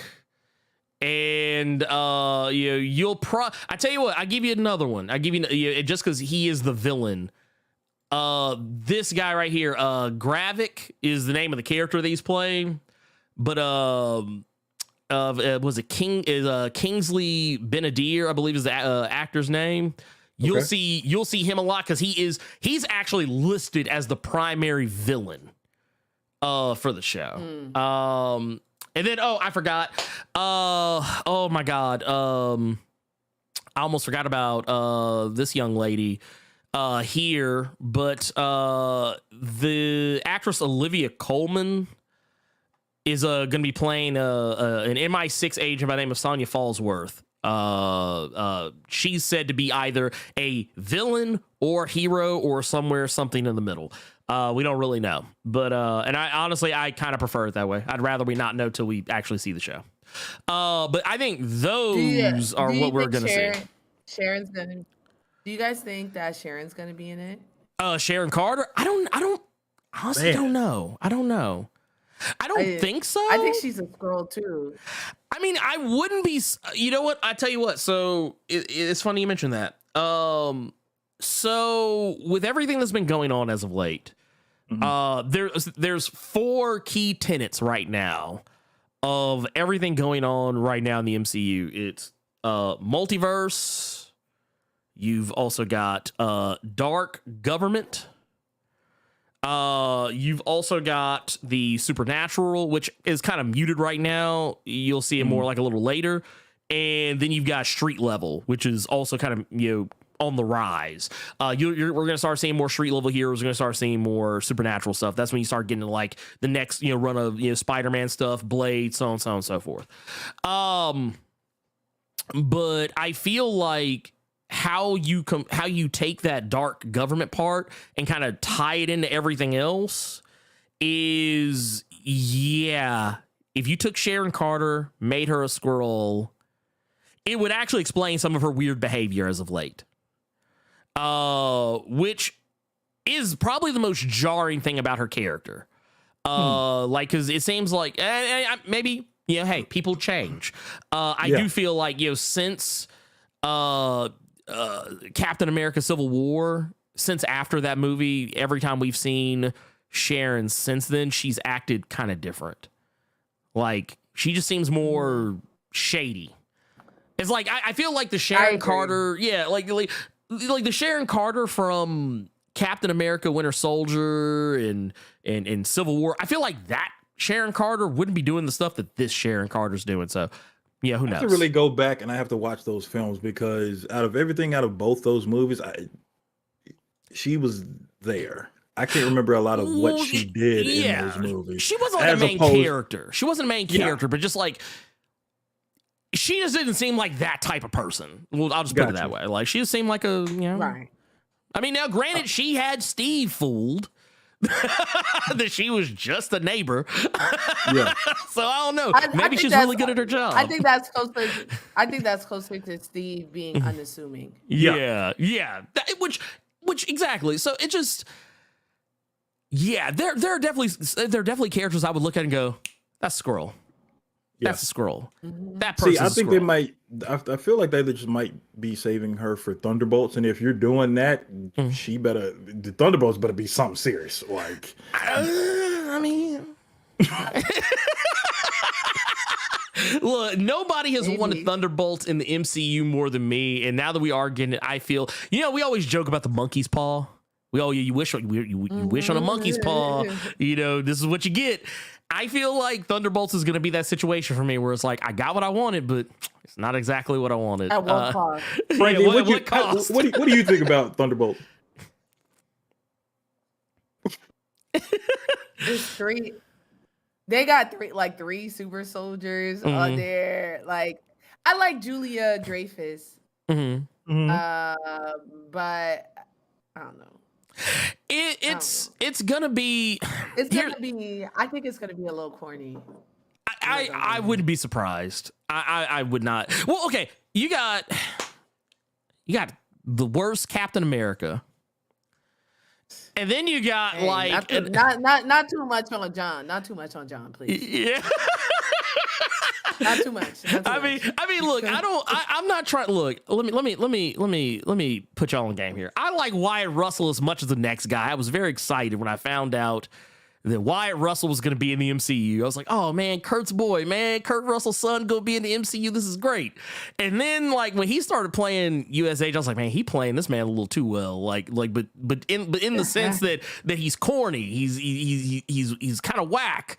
And then like that some of that white privilege kind of snuck out every here and there, and I was just like, ooh. And then he got and I think it didn't help that watching him get washed by the Dora Milaje, which I mean is not, you know, something I think is a terrible thing, but just watching him get laid down, it's like, but I'm a super soldier. I'm a super soldier. Dude, you got your ass toe. Look. I'm not trying to. I'm just saying. I'm not saying that he's just terrible, but it's just like I feel like he needed more time to cook. I felt like he needed more time in the oven before we should have seen him. But if I get I know Red Hulk is in, or rather Thunderbolt Ross is in Captain America: New World Order. So I'm hoping maybe we see some crossover there with the Thunderbolts. I feel like that's a natural progression. But I do feel like, and who knows, this might be like the Suicide Squad. There may be more characters in Thunderbolts than what we know. Yeah. There may be more characters than what we know. Some may have more to do than others. Like, because you remember, and not just the Suicide Squad, even the first one, there were characters who showed up in the movie that were not advertised. Now, granted, in the case of the first one, because one of them got blown off. Yes, cannon fodder. The character Slipknot got blown off almost immediately. And then when you got to the Suicide Squad, they advertised so many characters. You're like, oh yeah, ain't no way all these folks living. And then like you get to the movie, it's like, oh, it ain't number the 30 y'all actually in this motherfucker. So you never know. I'm gonna wait. I'm gonna wait. I'll wait till I see a trailer and then I'll clown it respectively. But yeah, I will definitely say, as excited as I would have been for Thunderbolts, this is one that I'm just kind of like, eh. With the passage of time, I'm just kind of like, okay, yeah, it gets here when it gets here. I will. That's also what I said when Wyatt said, "You don't think Lamar's life mattered?" Look, man, wasn't nobody checking for Battlestar. Don't play. Wasn't nobody checking for Battlestar. I was like, man, please look. Battlestar was the sacrificial Negro. That was the sacrificial Negro trope if ever there was one. If they would have gave him more time, I feel like they should have let him live and gave him more time to Agreed. that. Because I'm like this, man, y'all got to put the brother down that quick. I don't know about that. I don't know about that one. I wouldn't have done it. But let's see here. You know what? I'll ask you this. Because I feel like this is one I feel like everybody got kind of hyped for. Spider-Verse. Mm-hmm. I just want to point out, see if anybody else noticed this. Because I hollered when I saw it. And I keep pointing out to other people when I show them the trailer and they never catch it. So I'm curious if y'all got it. In the Spider-Verse trailer, when Rio Morales was climbing all the way up Miles's butt cheeks. Excuse me? Because he got a B in Spanish, a language that he speaks. Did you catch when she snapped her fingers? That's what I'm talking about. Yeah. That's exactly because when she snapped the fingers, and you could just see the Puerto Rican flag. And I cracked up on that part, dude. I was feeling tight. That I said, did nobody else catch this? I was like, did nobody else see this? I was like, this was amazing. I was like, she was like, dude, I was like, bro, she snapped in Puerto Rican. She snapped. I didn't know. Look, I didn't even know that was really a thing. I didn't even know that was really like. I was like, I heard about it, but I didn't know it was like. It was kind of like the with the little sandal. They say throw the sandal like they can hit you from like halfway down the street. I thought it was fake until I actually saw it. When I saw somebody take it's like you could snap in Puerto Rico, you can point in Puerto Rico, which is like with your lips, like a yeah. You know what I mean? It's like little mannerisms. It's like but it's mannerisms that have volume. Yeah, it's like mannerisms that have volume. I was like, how is nobody seeing this? How is no one seeing this? But no, I feel like Spider-Verse. I feel like folks are going, as hype as I think a lot of people are for it, I feel like it's going to be one of those things people are going to be a little divided because I feel like this movie is going to make folks pick sides. Really? It's going to make some folks pick some sides. But no, and I think if you look, because, okay, you got to look at it this way. Mm-hmm. You have your protagonist, your main star, Miles Morales, who is in a position where, and I think the trailer kind of basically spelled it out for us. There's something that he wants to do. There's someone he wants to save, and it's heavily implied that it's his dad, Jefferson. But it could also just as easily be his mom. But it's heavily implied that he wants to save somebody, and that the act of him saving this person is going to jeopardize the rest of the Spider-Verse. And he's like, nah. He's like, nah, I'm not doing that. And you got a whole Spider-Man 2099 who was trying to shut it down. Mm-hmm. He's like, no, we no, you can't do this. I'm shutting this down. You're not going anywhere. You're not going back. I'm not letting you go back so you could jack this up for all of us. And then you also I would also say as far as like you got you have Issa Rae's Spider-Woman, who's also got something to lose here. Right. Yeah, she's pregnant. I appreciate here they actually let the baby bump let it be a little more noticeable than it was. Because I remember there were so many people trying to claim that they made Spider-Woman fat, and I was like, no, she's pregnant. I was like, look at her stomach. But even if she was, what's the problem? Right. let that woman be great. Like, just leave her alone. If she fat, let her be fat and happy. Damn it, I don't care. I'm gonna let you have this one real quick, Ernie. Jose P in the chat is saying, in my boy's defense, Spanish in school is Spain Spanish. I barely gotta be in Spanish too. You know what? I tell you what. I'll let that one. I'll co-sign that, because you know what? When I was in high school, we had oddly enough, and it was a guy named. Okay, so I want to just point out how common the name Jose is, because oddly enough, the guy's name was Jose.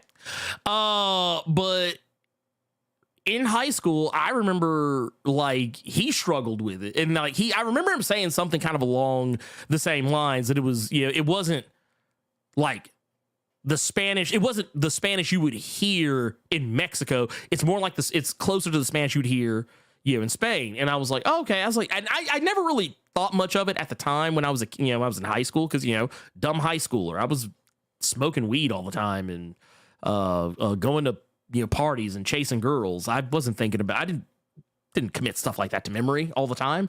I didn't, I wasn't that deep of a thinker. And now I'm kind of like, oh yeah, dude, I get it now. I totally get it. That makes so much more sense now. But yeah, it was something I just thought was kind of, it was still like a hilarious thing. Just the look they were giving him was like, bruh. It was like, bruh, we literally speak Spanish to each other every day. But no, it'd be like that. Yeah, it does. It does. Oh yeah. But no, I dug what we got. I dug what we got in this, because I feel like the tone, the tone of this movie is going to be kind of wild. Because we're getting like, I don't know, maybe it's just me, and maybe just because I'm a sap, I'm a softy. They started playing that "What's Up, Danger Man." I was already like tearing up. I was already teared up. I was getting hype and teared up, because I was like, dude, I was like, oh man, they playing the track from the first movie, man. When it got emotional, and I was like, man, they're doing it again here. They're playing on stuff. They're showing Spider-Gwen looking like all kind of upset because she's scared she about to lose more people, and you see everybody like, man, look, man, we gotta catch this Miles kid, because he's out of pocket. But all at the same time, they kept telling jokes, so it would make me laugh. So it kept me in good spirits. Because like when Spider-Man 29, I was like, dude, get Spider-Man, and everybody turned around and started pointing at each other. I was like, bruh, like that part right there, like it was the Spider-Man meme like everywhere. Like everybody's like, bruh, wait a minute. You wait, were we going after you? We're going after you. I was like, wait, I was like, dude, I was like, I love that. I love that payoff. That and the payoffs that this is actually in a roundabout way a part of the MCU. Like, it was always one of those things we kind of accepted Spider-Verse was just its own thing, and it's like they make it pretty clear in this movie that no, the events of No Way Home are recognized in this. And I mean, it was two things really, because before that, well, no, it was after that, I believe. That first shot of like the Spider-Man pointing at each other, the first one that everybody recognized was the one from the PS4, PS5 game, and everyone lost it when they saw it. So with that, and then you're referencing the live action movie. This is why, like, so Frankie, you weren't here when we had this discussion about this movie, but I said I think it would be really dope if, in some roundabout shenanigans type of way, whenever they do the last of these movies, because this is still a two-parter, right? Is it like this will be a cliffhanger? I didn't see the trailer, by the way. It's so here's what they did. It's a two-parter in so much as it will lead into another part. They were originally going to call this Across the Spider-Verse Part 1 and then have a Part 2, but then they changed their mind and said that it'll still be Part 2, but it's not going to be called Part 2. It's going to be like something else. It'll be like of something we have Into the Spider-Verse and I have Across the Spider-Verse, and now we just I don't know, like Out the Spider-Verse. I don't know. Out the verse. But I think that also means that they'll probably end with a cliffhanger. Yeah, they don't know. They most certainly will. They most certainly will. I feel like a cliffhanger is in order here, and I think the sooner that people put that in their minds, I think the more readily everyone will be able to accept it. Because I feel like I'll do it like this. I'll ask you both, because this was a very long time ago when we talked about this. Will the Greatest, I see you in the chat saying everyone hyped for PS4. Well, I'm just happy that Spider-Man is Unlimited is there. You're a sick man. Now, what if, since they referenced the live action films, and this was starting as an animated feature, what if this somehow led to the same Miles we have into a live action thing? How would y'all feel about it?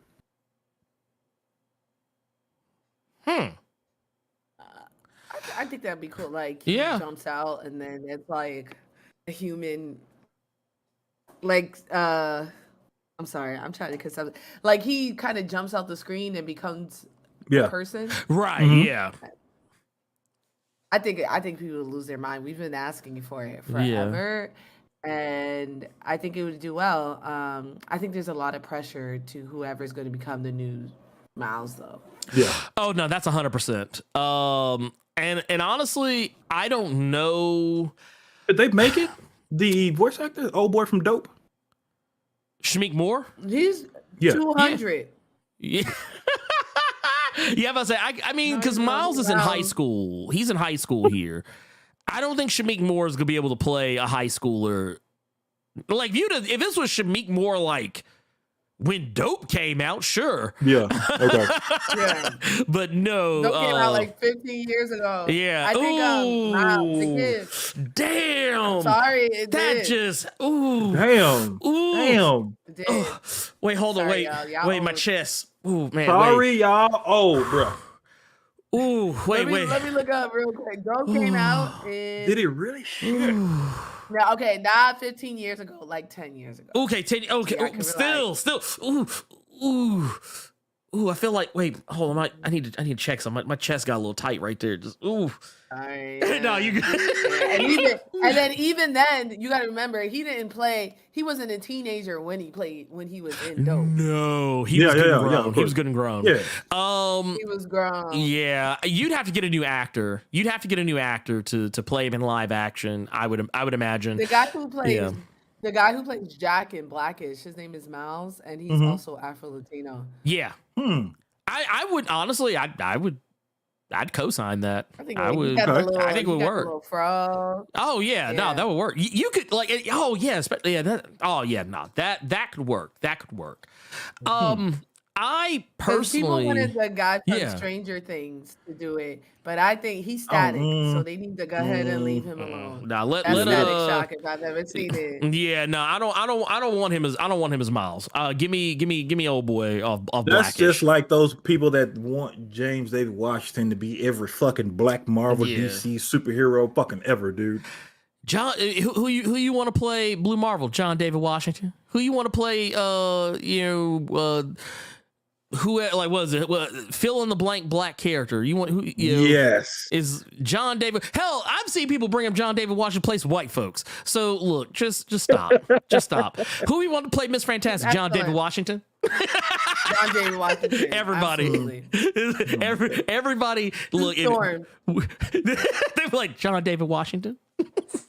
Everybody, we gonna play that's gonna be. Yeah, I hope they do the thing kind of like what they did with like being John Malkovich. I hope they do something like down the road, like maybe like another 5-10 years down the road, let the meme die down a little bit so it can come back strong. Have a movie just about being John David Washington.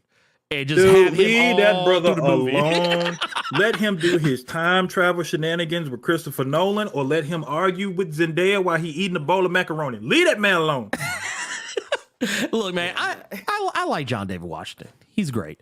But yeah, I'm not gonna like, he's not gonna be the name I throw down for like every black anybody in anything. Just because we have lots of black actors out there that are really good.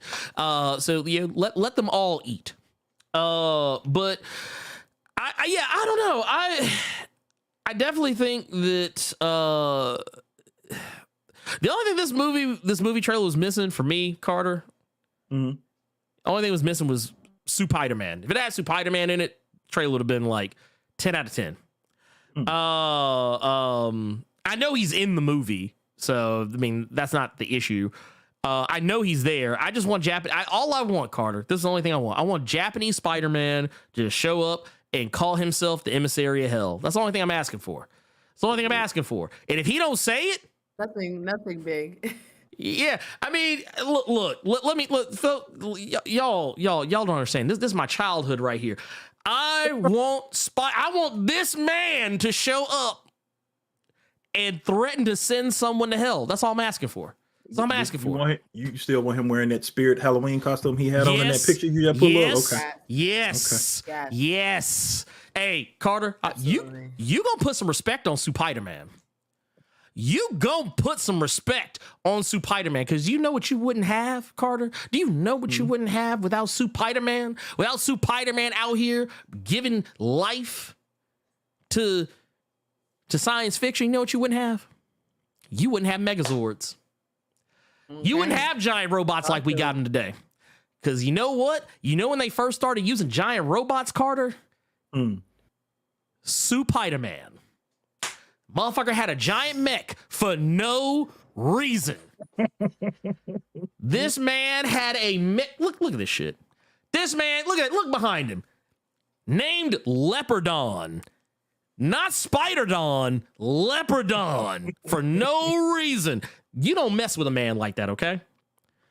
You don't fuck with nobody who got a mech that don't even fit their theme. Because that man don't care. He was like, that man went to the mech store and said, yeah, I want that one. You sure you want that one? Don't really match the costume. He says, I don't care. I need a mech. Make it happen. I will paint it later.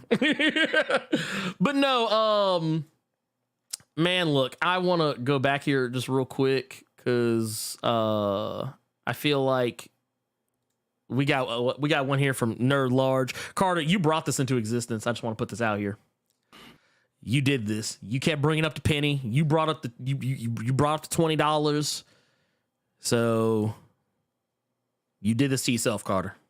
We got Nerd Large here with $20 super chat. Says, congrats on 200 episodes. May Blerd co-reign forever. Did your Justice League take inspiration from the Hip Hop Justice League? Yes, it did, actually. Shout out to Little Brother and the 20th anniversary of the listening. Thank you for that. 2000 party over. Oops, out of time. Dun, dun, dun, dun, dun, dun, super chat. Thank you for that, pimp. We appreciate you. And thank Carter for giving us the idea to do that. We also got CT Cook out here. Says, how would you feel if there was a super scroll with all the powers of the Fantastic Four that would tease that the Fantastic Four might be out there in the 616 already? I mean, I'd be fine with that. I mean, I feel like that's kind of going to be the way it goes anyway. Yeah. I feel like Fantastic Four are already out there. We just hadn't seen them yet. We don't know. Frankie, how'd you feel about that? You be down with the Fantastic Four just already there? We just didn't know. They mentioned him in Multiverse of Madness, so I think they're lost. I would prefer that Fantastic Four was stuck in the quantum realm and they just got let out. I could work with that. I could work with that. Yeah, I could work. But with if that. they're like, "Oh, we've been here and we never heard of them," I'm like, relax. It's like, nah, stop. Stop. We never heard of Reed Richards ever. 20 years. Relax. It's like, bruh. Yeah. It's like, oh, hey, that's that guy that's always been here. We never talk about. They just treat that dude like the literal elephant in the room. We got Ed Boy the Cub with the $5 says, it'll be hilarious if Don Cheadle has been a Skrull since Iron Man 2 and they had Terrence Howard locked up somewhere and nobody noticed. Man, look, if Terrence Howard show up in this shit, I'm a holler. Okay. I want Terrence Howard to pop up and forget what franchise he in, and he just starts singing songs off Empire. That's what I want to see. Bruh, let him. Anytime I hear Empire, I think of Drip Drop. Oh, yep. So season 1 of You Had to Be There. I always tell people, season 1 of Empire, you just had to be there. I'm not gonna lie, the season 1 was kind of wild. God, man, I was like, man, I'm still like, the sad part is I can still remember the entire melody of the song. like as soon as you said it, I immediately was like, drip, drop, drip, drip, drip, drip. Did he drop? I was like, oh my God. Yep. Oh my That shit went off, God. I love it. I love it here. I love it here. This is my favorite place. We also got Wraith X7 with the $10 super chat. Says congrats on 200 episodes. Says I wish Secret Invasion featured Triathlon, the second 3D man. You know what? No one talks about Triathlon like that. We need to fix that. I think when was the last time he was even in anything? I remember he was in Al Ewing. Was he in Al? No. No, he wasn't. I think, last time I remember seeing him anything was in, it was like Avengers Volume 3, I think, which was, where he kind of like first started like cropping up. I think I saw him in something else after, but I don't remember exactly what it was. But neither here nor there. The Skrull Kill Crew instead of Nick Fury, I would do. Yeah, Triathlon and the Skull Kill Crew, I'd take it. This way we would have 2 new male black heroes brought into the MCU. I'd be okay with that. We need more black heroes. They need to work on the ones they got. Yeah. Facts. Big facts. Woo, yeah. Lord. That's why I always say that, when people are always talking about like, oh, well, what about this character? What about what about this? What about that? And I'm like, man, just y'all got black characters. Man, just go ahead and tighten them up. Make sure they eaten, because we have legit just been kind of sleeping on some of these characters. It's I can literally just sit here and name off black characters that we have not seen. Yeah, so take care of them. Powers. Yes. Like without. That's why I always tell people like it's like when it comes to X-Men and people are like, oh, well, what about this? What about this? What about that? And I'm like, dude, I want y'all to give me like 3 black X-Men characters that aren't Storm or Bishop, please. Spike. Yeah, okay. What else you got? Mystique. Wow. I mean, she could be she could be whatever she wants. So I mean, yeah, I ain't mad at I don't think it's white folks. I think that's a Negro. It could be. Look, you ain't going through all. Look, you ain't going through all that persecution and say you gonna stay black. She's like, y'all ain't about to get me. Y'all hit me with that whip one time. Like, I'm done. She's like, blue is fine. Blue is fine. She's like, I'm blue now. Leave me alone. I mean, to be fair, she that you could make the argument she just blue black. Yeah, she just super dark. She's super dark. Black in the berry, sweeter than juice. That's all it is. She just she got that extra. Look, Carter done with me. He done with me. He's like, man, this fool. It's only a certain race of people that's gonna understand blue black. And I'm fairly certain to get 85% of them in this chat. That's fair. Gokon Sure His Baby's Father with $5 says, why I feel Miguel made a rule that MCU Peter is not allowed to join the multiverse club. Yeah, about that. Dude, you know what? I just thought about something. It actually really adds some context to that scene in No Way Home. What if all those folks we saw were Spider-Verse characters? Like I mean, like from like from this upcoming movie. Yeah, that'd be lit. I would holler. I would holler. What do you mean? Which folks from the? Oh, so like when they did like the big tear in the sky, and like they were showing like all those like white silhouettes of Yes. like a lot of them were very obviously like spider villains, but like there were a lot of like spider allies, probably other versions of Spider-Man in there. I would honestly, especially after seeing this, I'm like, yeah, maybe that's what that was. Because I mean, Sony can do whatever they want with Spider-Man in regards to Spider-Man, because they have the rights to Spider-Man. They can put as many Spider-Man whatevers and connections that they want. So yeah, they can just get buck wild with it, and I don't think anyone would bat an eyelash, honestly. Now you see, sometimes our chat can be really, really nasty because Frankie said no black superhero characters with lightning powers. Blerd flat out just said name some black characters that aren't like Storm or Bishop. Why did Geronimo Smith, this sick freak, say the Gross Sisters? Why did he bring up the Gross Sisters? Why? Just why? They do though. Good. That's a good. Because the smallest one immediately popped into my head just with a hand out like this. Yes. Like, the only pushback I'll give is that they're not in Marvel. Yeah. Oh no, they're Disney. They're Disney, Yeah. so I mean, they could be. They could be. Yeah, I mean, maybe. like I will definitely say that if you can find some black superheroes and supervillains that are not lightning based. Now, are all of them great? Not all the time. I usually point people in the direction of failed luchador Rage. He's not actually a luchador. He just wears a mask as such, or used to. But Rage was kind of problematic because his whole superpower was about being angry. People forget, we talked about her last week, Carter. Necra, who a lot of people forget is black because, her skin is so pale. But they used to always say she was albino, but then they later came back and were like, no, not really. She said no lightning. She said no lightning powers, and my mind immediately went to Tobias Well, just flaming black folks. Lord. But Black Lightning, you dark motherfucker. It looked like big, thick. What was? I remember what was it he called them, dude? And whatever he said, you thick lip, big nose, scratch where it don't itch, Negro. I was like, hold on. You can't say that. It was when he called them the chocolate covered Incredibles. That's when I had to sit down. I was like, y'all having too much fun with these insults. Yeah, I was like, bro. Tobias Will, you out of pocket. I'm gonna need you to come down a little bit. But no, like there's we also can't forget about Donald Glover out here, the Hypno Hustler.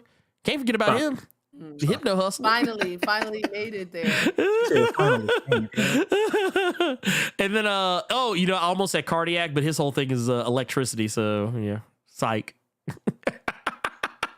He got that defibrillator built into his staff. I forgot about that. I mean, you got characters out there who don't have lightning powers that are actually like really cool, really awesome, great characters. You could where's Dr. Voodoo at? Where Dr. Voodoo at? Hook him up. We also got we got the homie out here, Terrell Fields out here. One of the great minds behind Blerd.com out here. Shout out to 200 episodes with the $49.99. We appreciate you, pimp. We appreciate you. Let's see here. Here. Yes. I did not get it because my phone was on silent. Thank you for sending me that, Frankie. Go handle your business. We appreciate you. Wait, what time is it? What time is it there for you right now? It's 11:54. It's 11:54. Okay, yeah. Go. So Frankie, you got to go dip because you said you got a panel. You go handle your business. I appreciate you hanging out with us for as long as you did. Yo, this was so much fun. I definitely have to return when I got my spot, my camera. Yes. I can't let this be the last memory of me on this. No, Frankie, you will be. Look, we're gonna treat this like a Marvel movie. Y'all, Fantastic Frankie will return. Yeah, Fantastic Frankie will return. And you know what's going to also help facilitate that return? If y'all go follow, please, and thank you, go follow her on Instagram.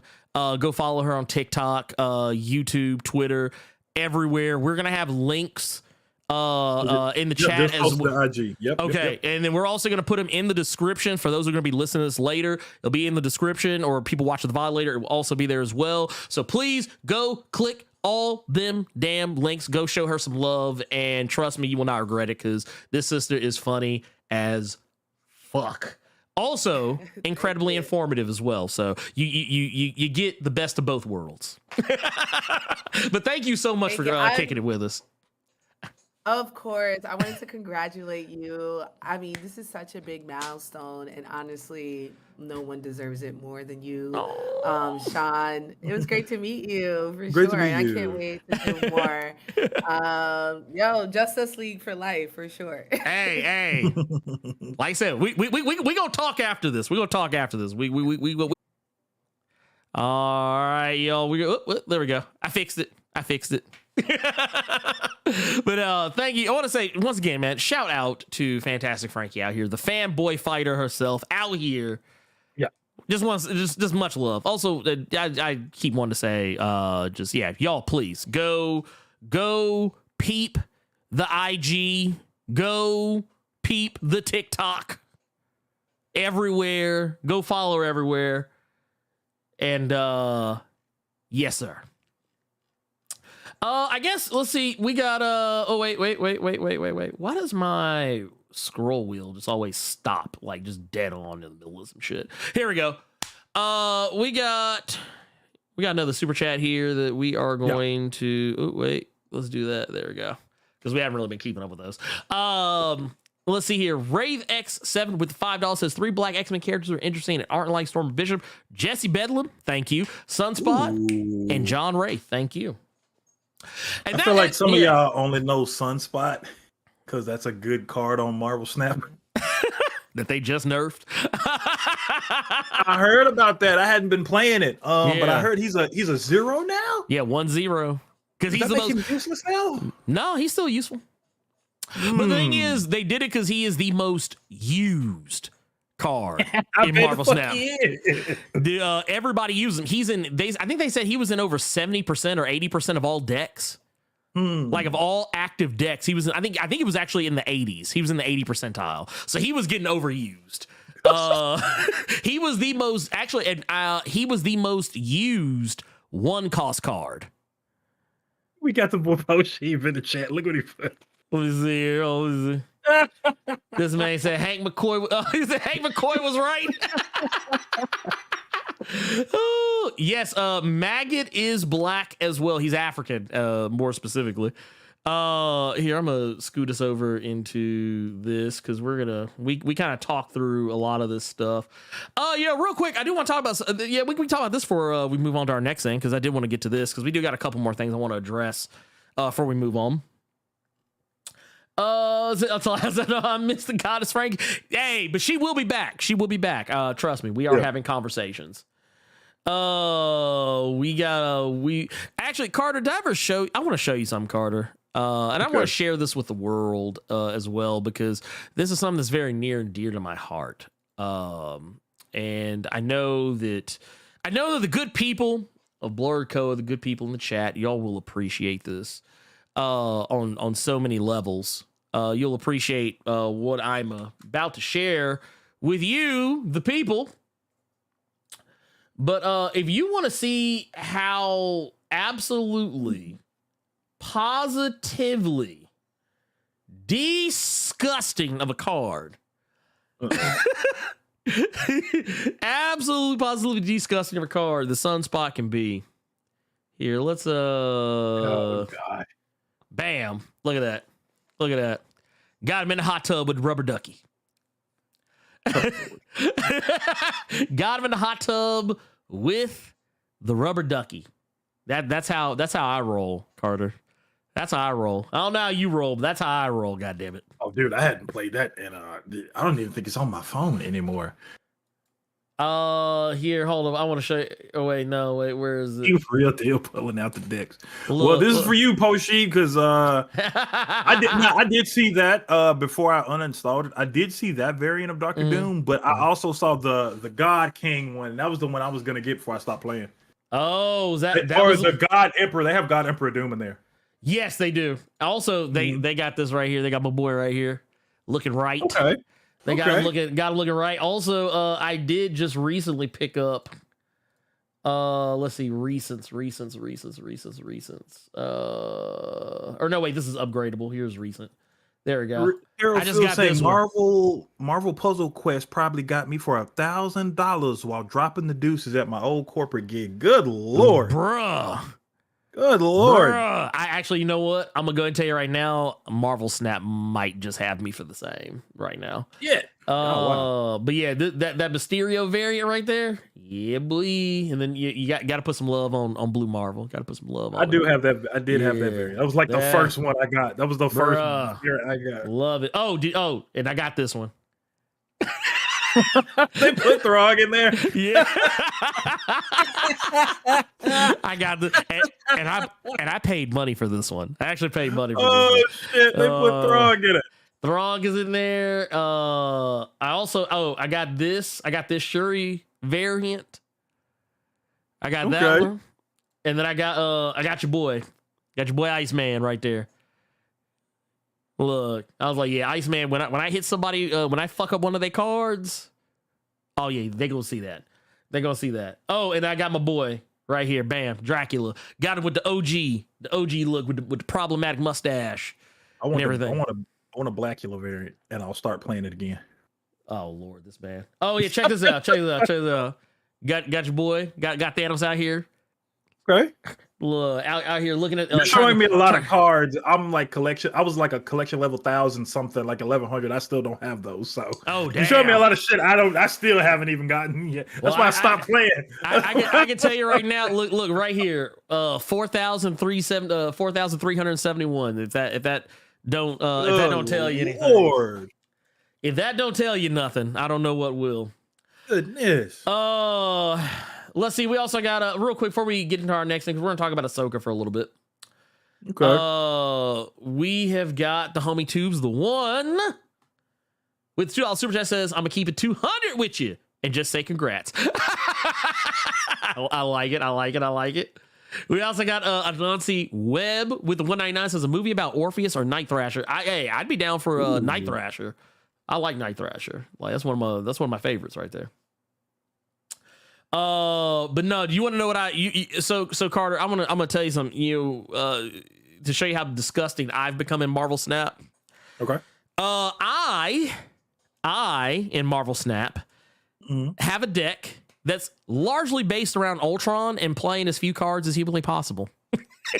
Because basically what I'll do is I'll skip turn 1, throw Invisible Woman down on turn 2, throw either Kazar or Blue Marvel, whoever I can get out first, or Patriot, and then Mystique behind that, or like it'll be some combination of Kazar, Blue Marvel, or Patriot, and whichever ones I'm able to get, throw Mystique down behind that, and then on the final, the final turn, throw Ultron down, and all of those Ultron drones end up being like 8+ power. They're normally 1. They're normally 1 apiece. I have won so many matches that way because basically you win all. You can effectively win all 3 lanes if you play it right. But I also got a new deck called Sandwave, which is because right now the meta is Hit Monkey and throwing down a bunch of cards like all at once. If you put down Sandman, you can only play 1. Yeah. And most folks retreat. Yeah, that used to happen a lot before they made him a 5, and I got really salty about that. But it still happens. You brought a character up. I'm wondering, did you ever end up watching that Hit Monkey series? I know we got Ahsoka to talk about. No. I didn't. I actually need to. And now that the Hit Monkey card is out, I'm like, oh yeah. Man. It reminded me, and I was like, oh shit, I have not watched a stitch of Hit Monkey. But real quick, let's go. I want to talk a little bit about Star Wars. Now, we don't really talk about Star Wars very often on here, but I got to because they dropped some heat. I'm not gonna throw the trailer up because I'm kind of tired of like having to file disputes on stuff. Like because of the trailer reactions I did earlier this week, 3 of them. Of the 3, I had to file disputes for 2 of them. Sony let the Spider-Verse one go. Warner Brothers refuses to let the Blue Beetle one go, which is wild to me. How do I see so many people reacting to it, and then I see other people reacting? I want to say this real quick.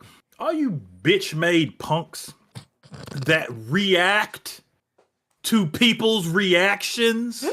I'm gonna specifically call one out. I think one is this big head ass dude named Mixed Reactions. This is one of these fuckers. I'm gonna specifically call you out. The fact that you're trying to make money off of other people, you're lame. You're lame.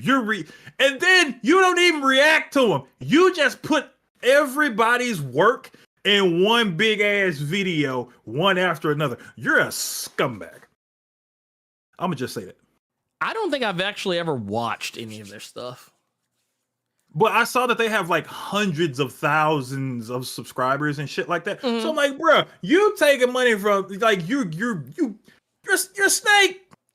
Well, it's funny because that has become kind of a meta, like people reacting to other people's reacting deals. I'm like, I don't got that kind of time. I'm not gonna sit here like judge how somebody else reacted to something. So it's kind of stupid. But money off other people, dog. But no, we got some Star Wars news. We got a trailer. We got a trailer for the Ahsoka series, which looked pretty awesome. And I love it. As you can see by the lower third here, I called it Ahsoka, a Star Wars Rebel story. Because it's got most of the damn principal cast of Star Wars Rebels in the trailer. I tell you this, it really makes me sad that, well, for one, I didn't have cable. And the reason I say that is because there have been so many characters that have come from the animated stuff that I was not able to watch. And I see so many of you all lose it. And I'm just sitting there like, who's this? Like, okay, case in point, Cad Bane. I was just watching Mandalorian saying, damn, whoever the dude is, I hope he don't kill Justified. Didn't know he was from damn animated series and he was just a bad motherfucker. Like, watching watching the Ahsoka trailer. There were several people from Rebels in that. You see the back of Thrawn's head. I don't know who the fuck Thrawn is. I saw several people's reactions about it, and they lost it, and they got scared, and they said, okay, several people are about to die if he's in it. Come to find out he's from the books. He's easier. I like reading. I can go read them. But here's the best part though about Thrawn. Thrawn was a part of the old books that are no longer canon. He was so popular, they brought his ass to the canon. Okay, let me ask this question real quick. Go ahead. Because which Doctor's son is saying Mads as Thrawn is crazy? You mean Mads Mikkelsen is going to be Thrawn? No, he's not. Okay. His brother. Oh, his brother is going to be Grand Admiral Thrawn. Lars Mikkelsen. Which is funny. Someone actually did a mock-up of what he would look like as Thrawn, like before the trailer came out. Yeah, and it's actually pretty freaking awesome. Like it looks really. I'm not saying this is what he will look like, but this is a mock-up somebody made. They just photoshopped him to look like Thrawn, and it was pretty legit looking. But but no, go on. You were saying about I believe you were about to bring up was it Black Krrsantan for Book of Boba Fett? Well, yeah, he was another one. Because he's from the comics. He's from the comics though, so I remembered him. But like when people went crazy over the recent, I think it was the recent episode of Mandalorian. Talking about Zeb? Yeah. You know who the fuck this big ass purple dude was? I go to people's reactions, they lose it, right? Here's another one. So y'all, now some people might judge me, but like I try my best to keep up with certain Star Wars things, but it's very hard for me to. Ahmad Best, I didn't know who the fuck that was. And then people tell me that he's from a children's show, but it's also Jar Jar Binks. Didn't know that. Yeah, he was Jar Jar in the prequels. It's like when a group, like, I feel like it was a high school reunion and like the old clique see each other, but you're in a relationship with one of them. So while they jumping around, you just sitting there. Yeah, you just like, oh, okay. Yeah, you just there for the ride. I felt like I suck. I suck. Well, no, here's the good news. Here's the good news though. Rebels, if I'm not mistaken, is on Disney Plus. Okay. It's on Disney Plus, and I'm not gonna lie, and I'll be the first one to say. So like, I've watched Clone Wars, not in its entirety. I've cherry picked episodes that people have told me to watch because I actually don't like Clone Wars. I don't like it as a show. I think it's just too all like the first season was too all over the place. So I just didn't bother. And I just, whenever it was on, if I happen to see an episode, I would watch it. Or if someone say, hey, you should check out this episode, maybe it might change your opinion. I would watch it and be like, this, like case in point. That's how I knew about Cad Bane. Because some of the episodes people told me to check out were the ones with Cad Bane. I was like, dude, I was like, this dude's awesome, but he's not in the whole show. So fuck this show. So you're gonna laugh at me. I think several people in the chat are gonna laugh at me. There have been so many instances where people say, "Oh no, you don't remember him? He's from Clone Wars." The only animated Clone Wars I've seen was the Jindy Tartakovsky one. Yeah, the movie. That was the you talking about the movie? No. Or are you talking about the TV show? TV show. Yeah, that's the one that they're talking about. That's the Clone Wars they're talking about. No, there were two different Clone Wars. I know there was a movie, and then after the movie, there was a TV show.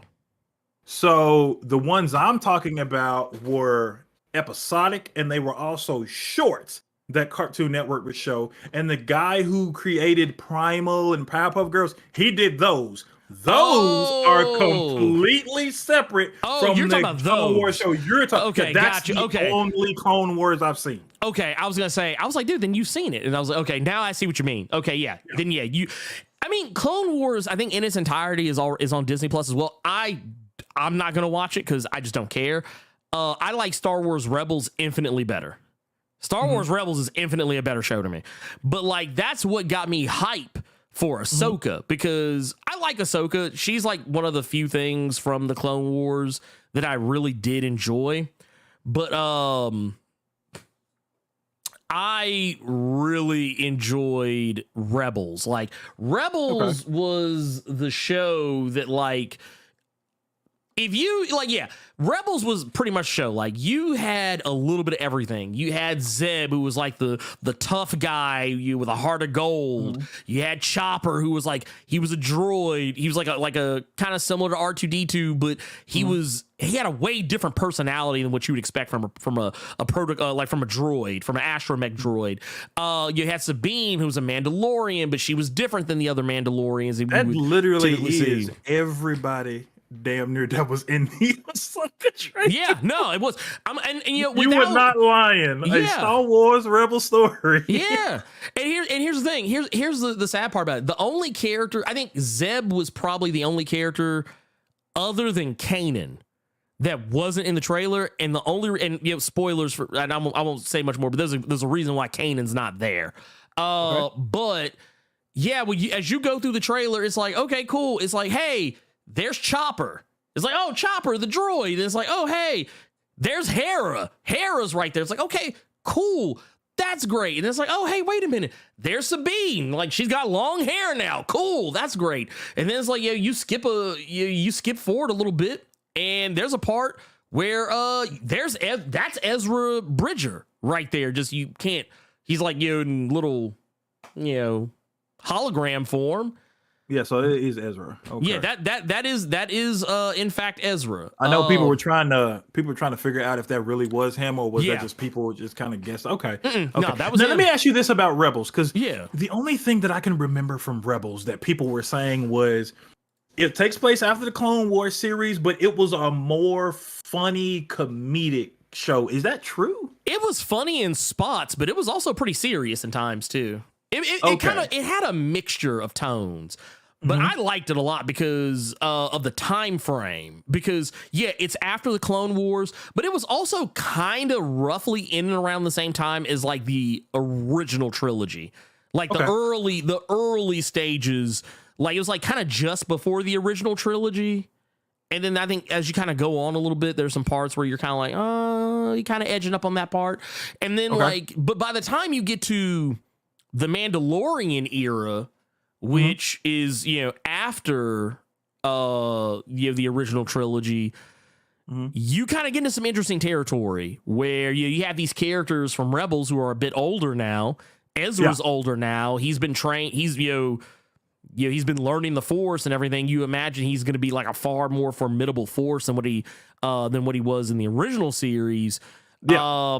You've got like even like by the time you get to the Mandalorian, where Zeb is like hanging out at the X-wing fighter bar.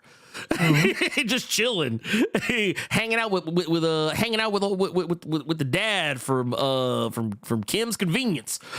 Yeah. I was like, bro, let's go.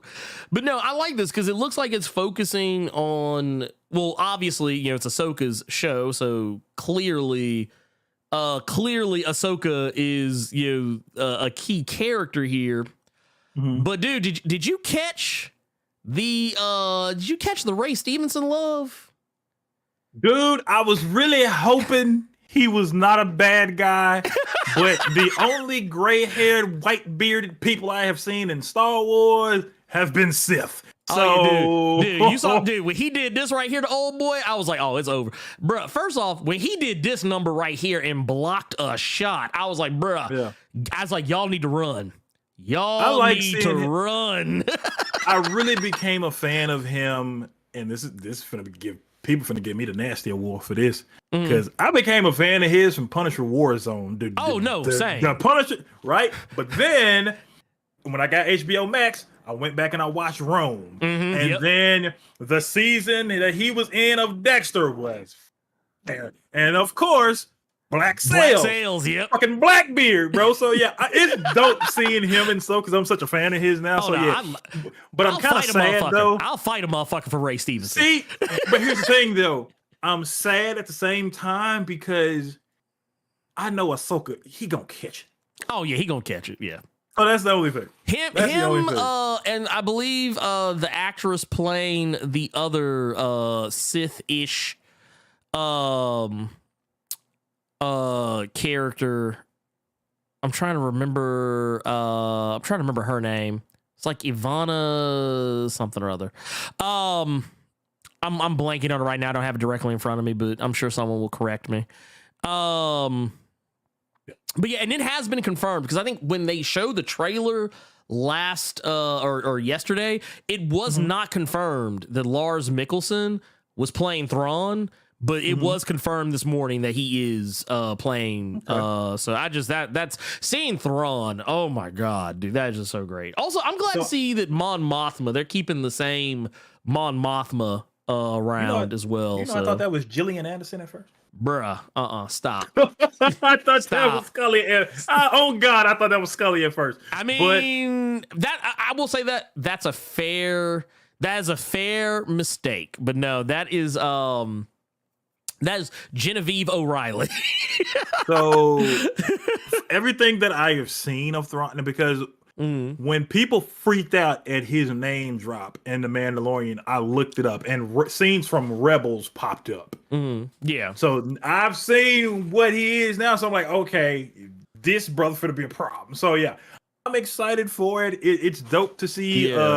It's still dope to see live action. Oh yeah, Ahsoka. That's why I asked the question earlier about possibly a live action Miles going from the animated to live action. We've seen it now, so it's possible. So I was gonna watch this anyway. Oh yeah, no, 100%. But yes, Elite X1, I am absolutely gonna read the novels. Yes. I don't have anything going on today, so you just reminded me. Okay. I got an Audible credit. I think one of the novels is on Audible. I might pick that up. Okay, let me ask you this real quick before I commit to this. How many seasons is Rebels? I think it's 3. Let me double check myself on that. I want to say it's 3. Okay, because I have to say it's 3. Literally nothing to do today, so I could cut on some Rebels and watch those. And it's quick too. How was the Bad Batch? I don't hear anyone talking about the Bad Batch. I don't even know when that would take place, but like Bad Batch. What's up with that one? I've not watched because to watch the Bad Batch implies that you have seen Clone Wars. Oh, okay. But yeah, 4 seasons. It's 4 seasons. 4 seasons. Rebels. So 75 episodes in total. So yeah, Okay. but it's good. It's a good show. I personally highly recommend it. I highly recommend it. I love that show. Which is funny because it seems like there would be a barrier for entry because it does, like, the show kind of assumes you've seen the Clone Wars in a lot of respects, but I didn't. I would just, whenever they would talk about something that I didn't recognize, I would just use context clues and go from there. I'd be like, oh, okay, this probably has something to do with that. And I would just move on with my day, or I would go look it up or, whatever. But yeah, Rebels, I'll fight a motherfucker over Rebels. I will fight a motherfucker over Rebels. 100%.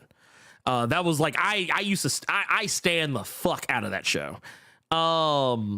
But let's go ahead and keep it moving. We got one last thing I want to do real quick. I kind of half expected this one to go a little long, so. That's what she said. I mean, oh, you know what? I can do this now. There you go. So they need to use the Yuzon Vong. Ooh. You know what? I don't know if they would, but that is definitely something. Okay, so me personally, there's lots of things from, like, especially the original canon of Star Wars, I feel like they should have used. Like, I was always pissed that they never really went in on the criminal underbelly of Star Wars until recently. Like, now you can do it because the Mandalorian's been doing it. But like, that was the thing that was always like, that's why when everybody was always talking about, man, I really wish they do this, I really wish they do that. I was always the guy that, like, man, I really wish they would lean into the bounty hunters, the criminal underbelly of Star Wars. Cause I feel like that area of Star Wars is way more interesting than anything related to the Jedi, the Sith, any of that shit. There is so much going on in the seedy, like the planet Coruscant. It's like the planet that's literally just a giant ass fucking city. That's all it is, just big ass city. In that city, there is such a criminal underbelly. Like, all the stuff you see on the top of Coruscant with the flying cars, the tall buildings, the planet has shit going down to its core. Like, there's a criminal underworld underneath all that shit, like both figuratively and literally. And I was like, dude, this is the perfect place to dive into that. Like, I was mad when the Han Solo movie came out because they teased that they were going to have a sequel with Darth Maul, like, running a crime syndicate. And I was like, bruh, I want to see this. Okay. And then we didn't get it. But it is what it is. It was Han Solo. A Star Wars Story was the Cowboy Bebop live action movie that we didn't deserve to have. We also got Chi-Town Dan says, all white dudes, 9 out of 10 are Sith. Also, congrats on 200. Thank you for the 5. That is true. Dude, this week on Mandalorian, they brought up Count Dooku, and I was like, oh, damn, I almost forgot about him. He was an old white man.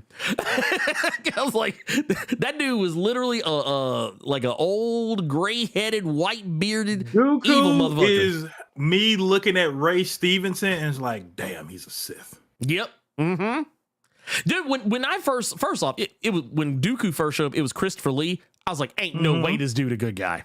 I was like, first off, yeah, you lie to yourself, don't lie to me. This dude is Sith, don't lie. We got Terrell Fields with the 9.99 says, y'all better not drop Ahsoka spoilers or Obi Rail Kenobi going to slit throats. No. We're not gonna spoil anything for Ahsoka. Honestly, I don't think it's possible to spoil anything because we don't even know shit. We just hear. We don't even know a damn thing. Yes, and Jiggernaut did say Andor is a must watch for the Coruscant stuff, which it is. And I hate that people don't give that show the respect it deserves. Like, people are like, oh man, it's boring. It's nothing like The Mandalorian. It ain't supposed to be. It's like it's a political intrigue and spy fucking espionage show. It's not meant to be the goddamn Mandalorian hanging out with little baby Yoda and Bo-Katan and whatnot. It's like, leave Andor the fuck alone. But yeah, Ray says, who's Ray Stevenson in this? I forget the name of his character. Something like Balon or something like that. But yeah, it's highly so based on the color of his lightsaber. I don't think he's so much a Sith. I don't think he's so much a Sith as he is a Dark Jedi. Like, I think he's probably like for those who don't remember, there was a difference back in the old trilogy. Like, you had Sith and you had Dark Jedi. Dark Jedi and Sith are not the same. They're not exact. It's two sides of the same coin, but they're not like, case in point, Darth Vader was not a Sith. He was a Dark Jedi. More or less. Yeah. He wasn't so much he wasn't directly a Sith, not specifically. Sidious, yes. Darth Sidious, the Emperor, yes. Darth Vader was more of a Dark Jedi, but Dark Jedi came in different varieties, because like back in the old stuff, back in the old books, when they had the books out, you had Dark Jedi, you also had Gray Jedi, which were like, Gray Jedi are what they sound like. They're basically like the anti-hero version of a Jedi. Like, it's like, oh yeah, you know what, like you're familiar with the term like the 5%ers? Yeah. Yeah, it's like, oh, you Muslim, but you can eat pork.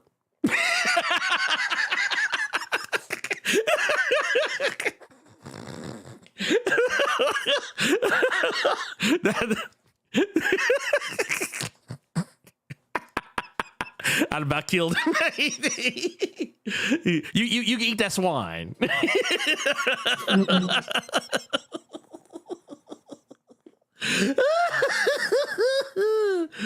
Oh, goddamn.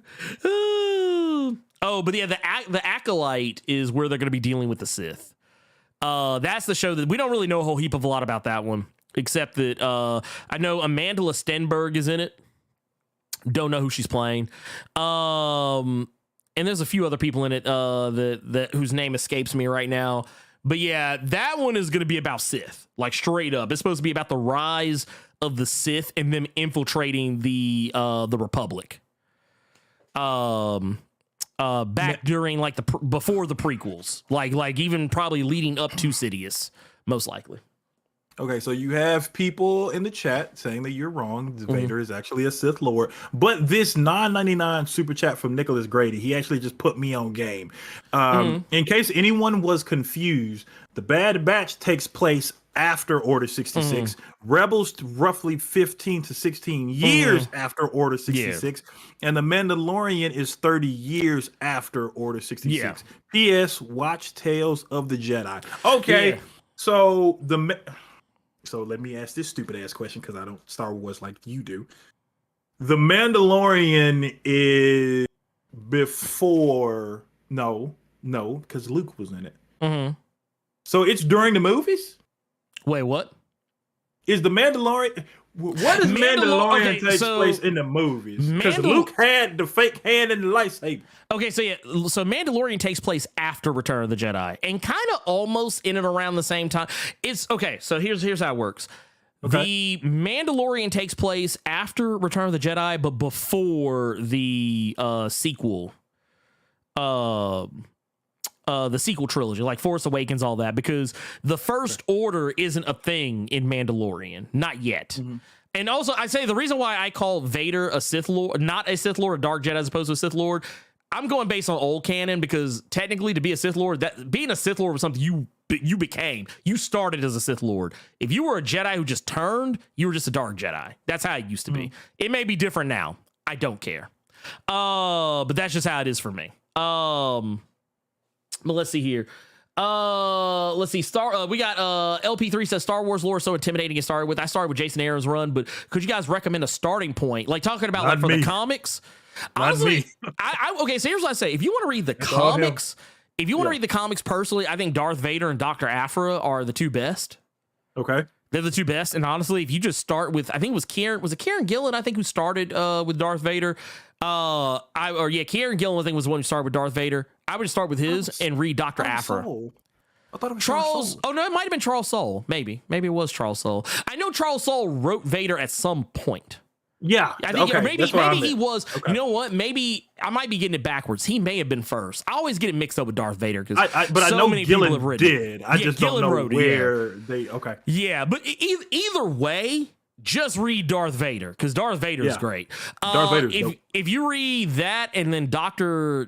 Aphra, Dr. Aphra's a great series as well. I highly recommend it. I think it's been relaunched once, but still as good as the day I first read it.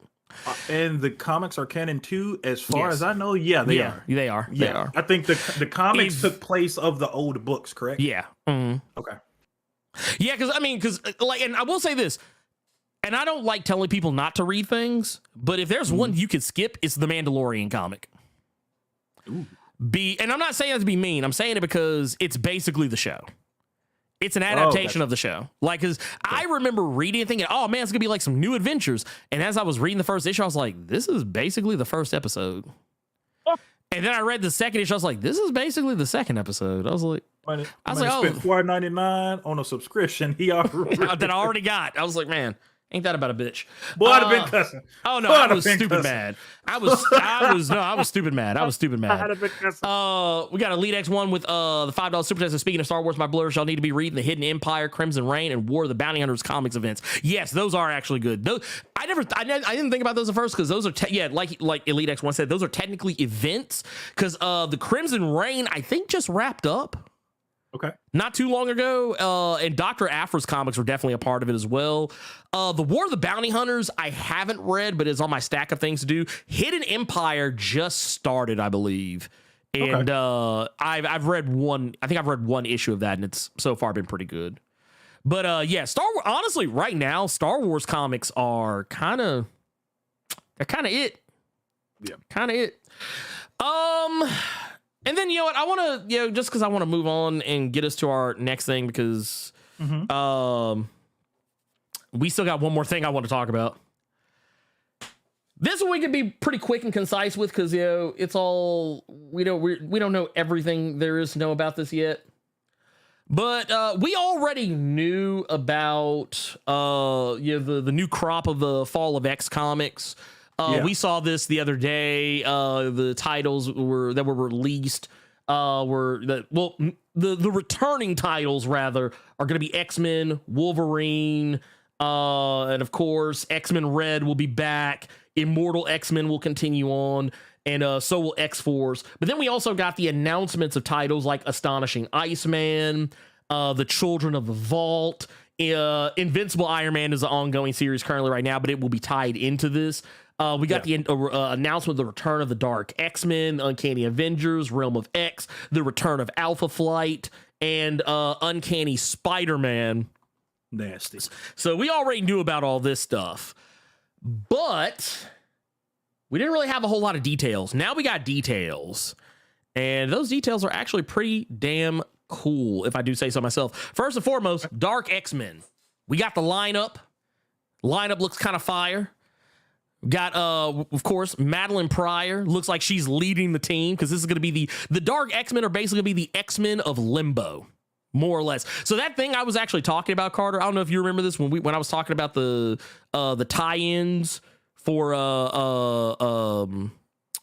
Dark Web. One of the things I kept talking about was I feel like Havoc and Maddie are going to go off and lead their own team at some point. Oh, and yeah. Now, here we are. We got the team. Havoc gets to have his own X-Men team, complete with Blackjack and hookers.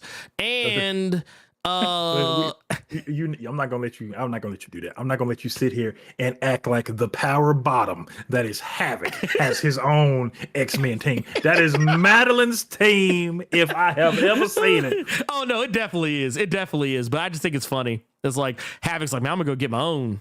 I'm gonna get my own X-Men team with Blackjack and hookers. It's like Maddie's like, calm your ass down.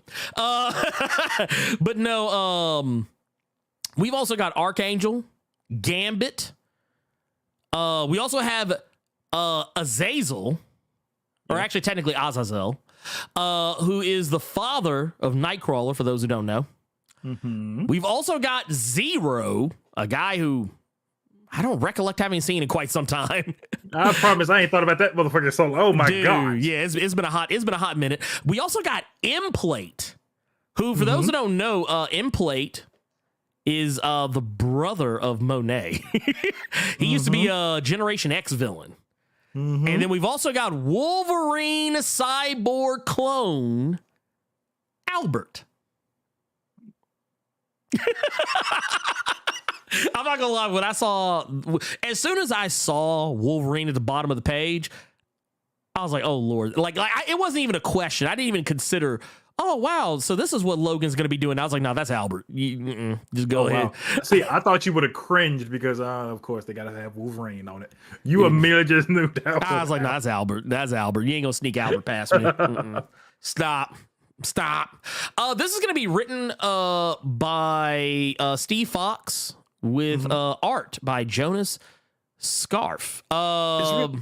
That's really, really dope to see a world-renowned boxer like Steve Fox writing Marvel comics. That's pretty dope. The guy who never learned how to kick. I want to see how many people catch it because you laughed immediately. And plus, I knew you were gonna catch it. Oh no, I want to see how knew. many people catch it. I want to see how many people catch that. Oh, But yeah, no. just having a world famous boxer like Steve Fox writing Marvel stuff is really, really dope. I'm interested in this because I wanted to see what else Madeline was going to do now that Limbo is just chilling in New York. So Yeah. Oh yeah. No. This is everything I wanted. Apparently, they said that this Dark X-Men team is going to fill the void that is going to be left by the X-Men, which basically implies that the X-Men series is going, like the Jerry Duggan X-Men series, something's going to happen to that team, and they're going to be sunset for at least a little bit. They also said, Steve Fox said on during the announcement that this is X-Men by way of Evil Dead, and we're not leaving until we burn the whole place to the ground. So I'm here for it. This is going to drop August 23rd, I believe, with issue number 1. We also got another one.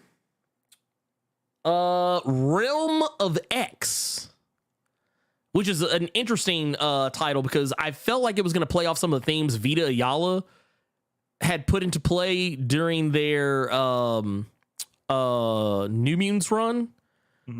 And maybe it is, but this is going to be from current Thor writer Torn Grunbeck. Okay. And I'm going to fuck this name, Diogenes Neves. I like I said, I fuck that name up all the way. But Realm of X is going to continue the Krakoan era's fascinating exploration of mutant magic as a ragtag group of mutants become players in a mystical war orchestrated by a familiar adversary. So the press release says it'll feature a new cast of characters, largely magic and Danny Moonstar, aka Mirage, and their traversals through Vanaheim. So that's going to be interesting, which is interesting considering that Torn is writing the Thor series right now. So it's like I have a feeling we're going to see some crosstalk between Realm of X and Thor, even if it's on like the most smallest of levels.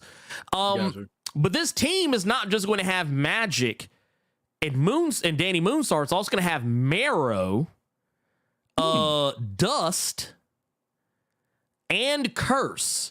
All of those characters are going to be joining. And guess who else is going to be joining, Carter? Who else? A recent addition to Krakoa. Typhoid Kingpin? Mary. Oh, close. Yeah. I was almost right. Yeah. Typhoid Mary, which means Kingpin will likely be along for the ride as well. I was almost there. Yeah. This is also going to be dropping on August 23rd. So I'm here for it. No, Hideo, not Meryl, not the blue Pokemon Meryl. Marrow, as in the girl that Marrow, pulled the bones. the bones. Pull the bones out of body and cut you with them. We also got I don't know, I think this one might pique your interest, Carter. Maybe possibly. It won't. It might. You never know. Astonishing Iceman.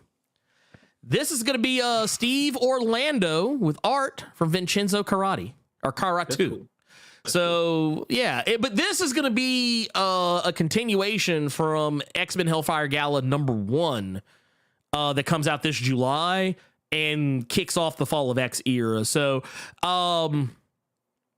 this is basically Fall of X, where Krakoa, as we've known it for the last several years, will undergo a big, dangerous change that spells hard times ahead for mutant kind. And it says that the book is said to focus on Iceman's Omega level abilities, and you know, him pushing himself, you know, to his uppermost limits, you know, to just try and take being an Omega level as far as he can go. But they said, I think this is actually from the blurb. About it. Says, after the events of this year's Can't Miss Hellfire Gala, Bobby Drake, aka Iceman, sets his sights on heroic deeds like never before. But as a new situation develops that links Iceman to his Antarctic ice palace, he'll have to be slicker than ever to accomplish his mission before Orcus knows what hit him. See the Omega level mutant as you've never seen him before in a new saga that will push Iceman to the limits of his powers and beyond. I don't care. But they said a writer. I will wait for the subsequent blurb without fear explaining this video. Oh, well, I mean, that's fair. Steve Orlando said that, or rather, they promised that there will definitely be big changes and big challenges for Iceman as he takes his fight to Orcus. Doing his own, you know, solo mission, as it were. And he says, have I not been saying my next Marvel project was cool as hell? He says, Astonishing Iceman has been not just a joy, but a challenge and the best possible kind, because the fall of X means Iceman's life is more dangerous and harrowing than ever. So he seems pretty excited to do this. I can't wait to see what he does with it. I think Steve Orlando's a fantastic writer. I think he will make this I don't want to proclaim too much, but I feel like Steve Orlando's the kind of guy who can make this book a must read. Okay. I feel like that. This is, if I'm not mistaken, I believe this is Iceman's 5th solo series. So I feel like he's going to bring it. So I want to see it. I can only take, you know what, and this is going to give me a lot of flack from you and others, but I always put Iceman in the same boat as like Flash or the Human Torch. So I can only take those characters in very small doses. So them having their own book, I don't see me reading unless it's just really just you're just recommending it each and every freaking week. But like when they're in a Wolverine and the X-Men, when they're in an X-Men, when they're in a team book, when they're in a Fantastic Four and stuff like that, I can take them then because it's not just focused on them. Yeah. I don't personally think I could sit through a full just Iceman book, but I like being proven wrong. So let's see what your video says, and then maybe I'll check it out. I mean, that's fair. That is fair. That's really all I had to go with there on the X-Men front. Like I said, there's not really a whole heap of a lot of stuff that we know going into this. All I know is that we'll just kind of have to wait and see, play it all by ear. I will say, however, let's get into our recommendations. Mine's gonna be quick. I'm going to recommend you take your ass to the movies. Not only am I going to recommend you take your ass to the movies, I'm going to tell you 3 movies you could pick. And it don't matter which of the 3 you pick, and you will have a good time. You can go to the movies and go see Dungeons and Dragons, Honor Amongst Thieves, which is a fantastic movie. I do love it. That movie is great. That movie is fantastic. Not to mention funny as all get out. Like, it was way funnier than it had a right to be. And I'll also recommend you go check out John Wick Chapter 4, because that shit was fire. Both figuratively and literally. You want to talk about the text message I was not expecting from you that day. Oh, yeah. Yeah, I texted Carter. It was like, I was like, man, why the third act of this movie turned into Hunt Showdown? All I'm going to say is Dragon's Breath, shotgun ammo. That's all I'm going to say. And I'm going to say to them what I said to you. The Dragon's Breath shotgun was cool, but I looked at that whole scene. Oh, yeah. As Hotline Miami, and my eyes lit up. Oh, yeah. No, especially when they went to like the over the top, I was like, bruh, Tell me y'all ain't played Hotline Miami without tell me you played Hotline Miami without telling me you played Hotline Miami. That was Dragon's Breath before they nerfed it. When you and I both was running around there just like motherfuckers. Oh, I was just waiting to see some ugly ass dude doing this. Did you put it out. But like there were so many times I came here that like this, I just heard that holler every time. And you know what else? The third movie is, Carter? I have an idea what it is, but I didn't know you'd already seen it. Super Mario.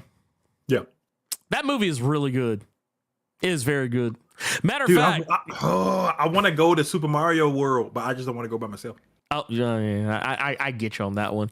No, the Super Mario movie was fantastic, and you know what? All the people that were complaining about Chris Pratt and his voice acting for it. I mean, yeah, he's not speaking in like a cartoonish, Italian accent the entire time, but he sounds like an actual person who's Italian. He does, to me, he sounds like an actual person who's Italian without trying to like dial it up, like not trying to put it on 11. But I will say this, for those who want to hear that level of cartoonishness, I was about to say it. His family is in the movie, and I'm not just talking about Luigi. They talk that way. There's a lot of other characters in the movie who talk that way. There's a commercial in it of their plumbing company where they sound like they do in the game and stuff. And it's played for laughs because they're basically like, without saying too much, they basically turn around and be like, you think that was putting it on too thick? Like, yeah, that Bailey or whatever. Like, so yeah, honestly, I thought it was fun. It was great. There were so kind of like with the Dungeons and Dragons movie, there were so many moments in it where I was just like, ooh, that. Ooh, that. Oh, hey, that's from that. Oh, dude, that's so. It was a very adorable movie. The only bad thing I can say about the movie is, man, go late at night to go see that shit. Don't go during daytime hours when kids are out. Because goddamn, I almost threw my popcorn at like 8 different kids. Hot dog rule, dog. I'm telling you. I told you, but you don't want to do it. I told you the hot dog rule. They get one. Well, no, it's funny because I took my daughter to go see it. And my daughter is so well behaved. I want to give shout out to Cersei. She's a great, well behaved kid. She knows how to act when she's out in public. We were sitting in the theater the whole time. Kids getting up, running up and down the aisles. There was a parent who was sitting next to us, and of one of the kids, and they kept running all the way because the kids were sitting at the other end of the aisle. They kept running down to the aisle so they could tell their mom about something that literally she was looking at on the screen, like, oh, hey, did you see where this is? I was like, bruh. And they did that like several times throughout the movie. And kids were just yelling, saying all kind of weird, dumb shit that didn't have nothing to do with what was going on. And the whole time, my daughter, who, by the way, is 7, she just kind of turned and looked at me a lot of the times like, okay. Hot dog rule. It's enough to get your point across and not sharp to where you feel bad for throwing it. The hot dog rule. I imagine you would just sit there just looking silly if you got hit with a hot dog. Like, you wouldn't even know how to respond. You'd just be like, for added effect, dip it in your popcorn that hopefully has a bunch of crunch in there so it sticks to it, and then throw it if you just really mad. No, you know what? Honestly, I almost said no. I would just make sure the mustard side hit him, but but no, that might actually cause a fight. But no, Go. I was gonna say, I had to do that when I went and saw that. I guess I could talk about it now. That early screening of Expendables 4, I went and saw it. Yeah, somebody had to. I had to do the hot dog rule, and this supposed to be everybody shut the fuck up. It's a private. It's a special screening, and they clowning. So somebody had to get the hot dog rule. Damn, dude. Sylvester Stallone ain't that crucial, big dog. No, you really. I know you get to see Expendables 4 before everybody else. So do we. We want to enjoy it too. And so the Oscar, you today for that day you were an Oscar Mayer wiener. Now my recommended, just as easy. Venom number 18. It was all Al Ewing this week. And they really want you to forget about Flash Thompson and put some respect on Eddie Brock, because every issue that Al Ewing writes, that motherfucker just keeps getting DLC buffed. Like, good God. Damn. I was going to say, correct me if I'm wrong. correct me if I'm wrong, Carter, Yes. but if I'm remembering right, yeah, because I think the last, well, no, okay, 16 and I think 17. Yes, okay, so the last 2 issues have been Ewing before 18. So yeah, that might have a little something to do with it. Because I feel like he focuses more on the shit I think people are more interested in. Yeah, this issue for sure, like Eddie Brockton just got a huge buff this Venom patch. Like, oh my God. Which I also thought this issue was kind of funny, the timing of it, because as I was going through playing Midnight Suns, getting through the DLC, and there's a part where Venom literally points out that he's the King in Black. And it's just, it was so awesome because I was like, oh, so that lets me know exactly when this takes place. I was like, I know exactly when this takes place. But yeah, I thought that was awesome. Also, the Morbius DLC is way more entertaining than I thought it would be. But yeah, there's that. Let's get into we got some questions. We also got some super chats I want to hit up real quick before we move on along. We got one here with a 1999 super chat from Gearless Mo with the says, forgot to mention, I'm loving the Star Trek X-Men Sins of Sinister. So who was your favorite captain? Mine has to be Deep Space Nine's Benjamin Lafayette Sisko. You are goddamn right, sir. That is the only correct answer. If your answer to who is the best starship captain is anything other than Sisko, I can't help you. I feel like you just saying that because y'all both blackballed, man. I mean, well, no, because when the show starts out, he's not bald. Really? I never knew that. He's rocking yo cut. In the first actually I think for the first 2 or 3 seasons he doesn't shave his head till towards the end of it, like midway or towards the end, somewhere in there. But no, the reason I like Sisko is because that dude was a real brother. in a galaxy, I guess not far away because it's not Star Wars, but in a future where there's universal health care and universal basic income and food replicators, so you can eat literally whatever the fuck you want whenever the fuck you want. Yeah, dude, that brother was out of pocket. That dude, he stayed.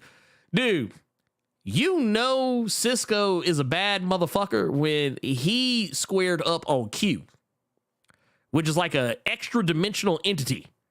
He said, nah, I don't give a fuck. You can be whatever the fuck you want to be, but he said, you get these hands. He said, you get these hands, Mr. Q. Come on down. That's what I like about Sisko. Sisko is he's a real man. He's a real brother out here in the Starship era. We also got, let's see here. We also got Gunmetal Sage. Dude, with 37 months says, what up, Blerd Carter? Congrats on 200. With 200 more, we appreciate you on that. Let's see what else we got. Do we got any? I'm making sure we're not missing anything. Okay, we're good. Let's go ahead and get into our questions from the Discord real quick. There we go. We got one here from Big Boy. This one actually came after it's not a question, but still I want to read it. Gotcha. We got one here. I do want to read it because it was something I thought was very nice.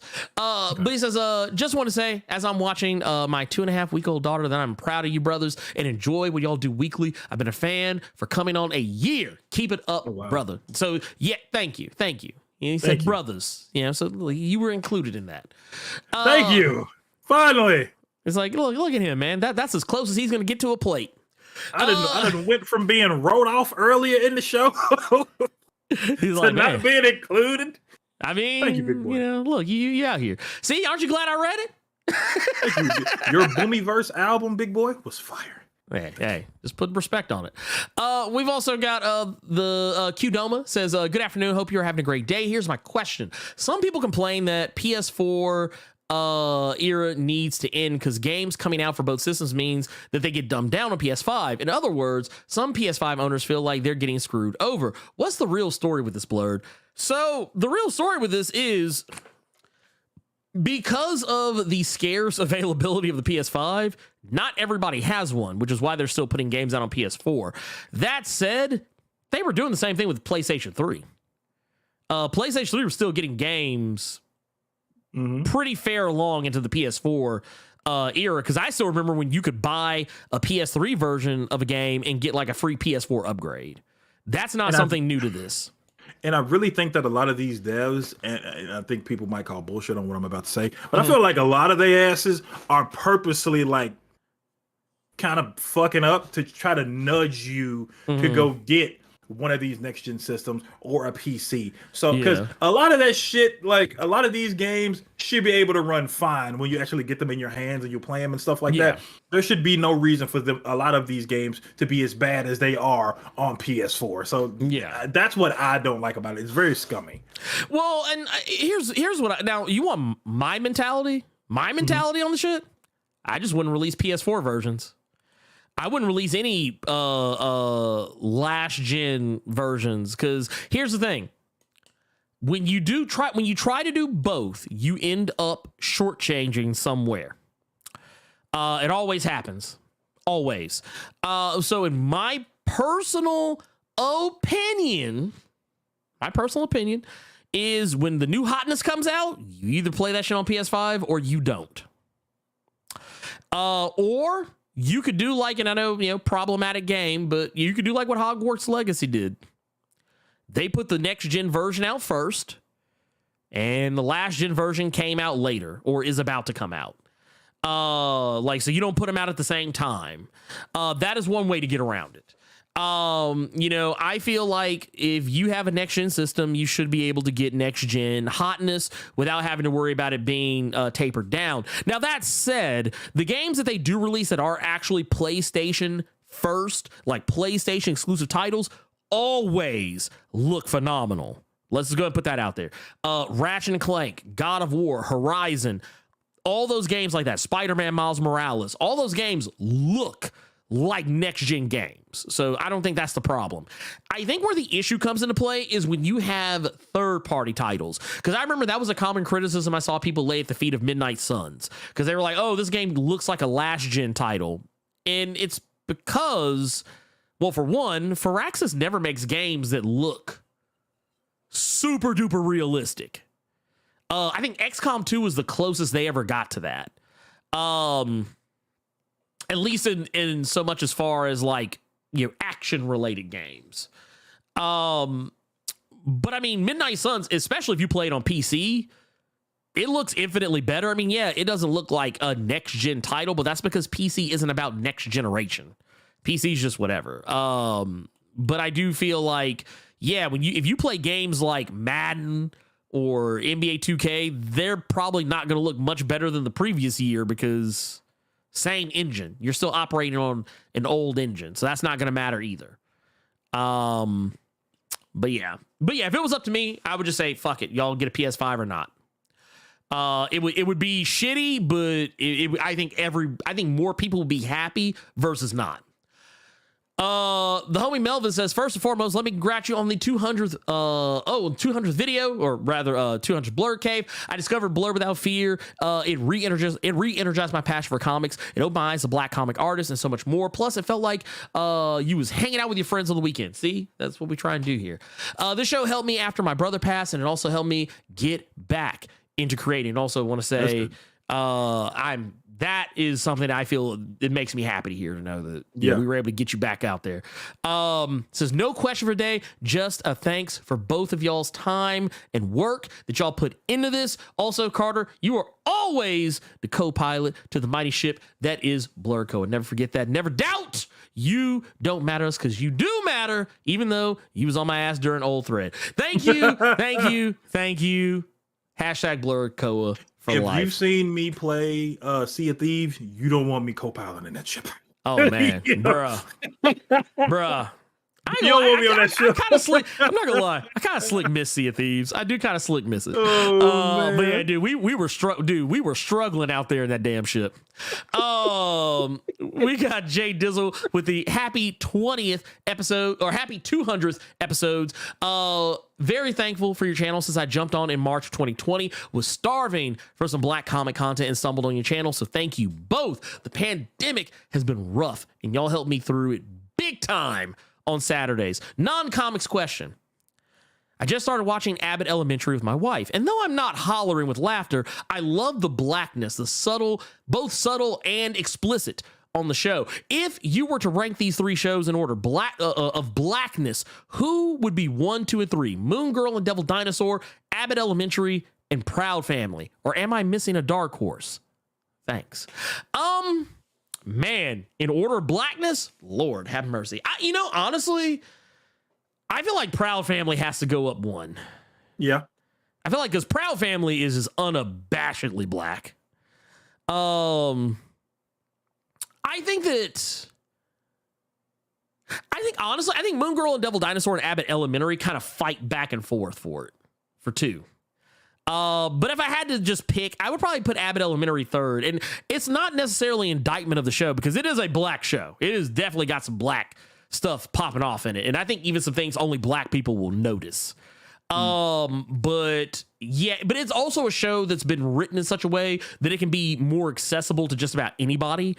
And not to say that the other 3 aren't, but I feel like your barrier for entry with Abbott Elementary is not as strong as it is with the other 2. Like case in point, Moon Girl and Devil Dinosaur. My wife is a whole white woman. She loves that show. She thinks it's fucking awesome. And not just because, my little baby girl can see a superhero that, looks like her. That's not really the reason why. She actually genuinely gets a kick out of that show. Like genuinely. I don't know, Carter. What do you think? You watch all 3. So yeah, what do you think about that? So I've only seen Abbott Elementary in different YouTube clips. Okay. Because I tried to get through the first episode and the principal got on my fucking nerves and I couldn't do it anymore. That's kind of the point. You're not really supposed to like her. Yeah. I couldn't. My daughter hates her. My daughter hates her. Okay. She hates me and Cersei right there. Well, no, because she's like, because Cersei, she takes a lot of stuff seriously. She's like, she is a bad principal. And that's where I'm at. So I would have to go. I would for sure have to go. I would have to go Proud Family, more specifically the OG Proud Family, because I haven't seen the newest season of I want to. Is it bigger? Is that bigger and blacker? Chris Rocks? What's this? That's bigger. It's louder and prouder. Louder and prouder. Yeah. Okay. So I haven't seen the second season of Proud Family, but I'd have to put Proud Family number 1 and Moon Girl and Devil Dinosaur. I'm really enjoying it myself. Oh, yeah. Dude, that Beyonder episode had me hollering. Lawrence Fishburne out here singing. I was hollering. Larry Fishburne, Cowboy Curtis as the Beyonder. No. Every time you bring this man up, you bring up Cowboy Curtis, and it gets me every time. Stop bringing up Cowboy Curtis. But dude, Cowboy Curtis, he was here for me and you. He was out here for all of us. Oh, then I remember Larry Fishburne when he wasn't a looker, and then once he got all serious and Mr. Esquire, then Lawrence came out of him real quick. That Lawrence is what got Gina Torres. That's who got. Oh yeah, wasn't Larry? It sure as shit wasn't Cowboy Curtis. You sure wasn't Cowboy Curtis? look at that Jerry Curl. Look at that Jerry Curl. Come on now. Gina Torres would have took her ass to the corpse of Wash before she went to Cowboy Curtis. Okay. Oh goddamn. The freshly impaled Wash she would have went to before she went to Cowboy Curtis. Don't do that, bro. Don't do that, bro. Bro, you know what I love about the internet is how unabashedly ignorant it can be sometimes. Like when you start seeing shit like this, Cowboy Curtis in the Matrix. Bro. With Jerry look, you see the chair behind him? You see the chair he's sitting in? Oh, I love it. But no, let's carry on here. I cower over nothing. Says, happy 200 episodes, pimpin'. Would you ever consider making a few Star Wars Legends old comic book canon videos for those of us who didn't read all the extended Star Wars books and etc.? You know, man,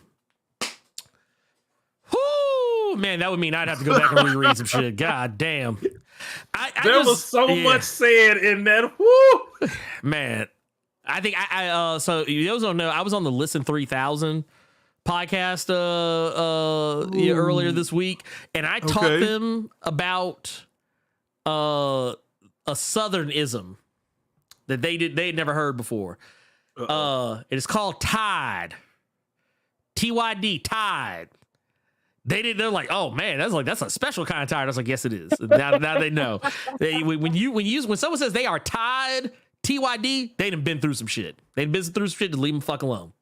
But yeah, I would consider.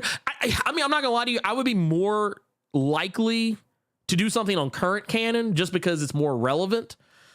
But as far as like doing comparisons, I wouldn't be against it. I don't know how Star Wars would do on my channel. I'm always terrified to do new things because people just respond to it differently. Like I've kind of pigeonholed myself into being the X-Men guy. Like I pigeonholed myself into being the X-Men guy, and when I do things that aren't X-Men related, it's met with varying degrees of success. So sometimes it works out, sometimes it doesn't, and you know, I would hate to put all that energy into researching something to talk about it intelligently, and then only 1,000 people watch it, which I mean, that's 1,000 more people than I deserve. But I would take it and go forth. But I don't know. It's something I'll consider. I've actually, especially with my recent resurgence of interest in Star Wars, I have considered going back and doing more to talk about it. So you never know. Stay tuned.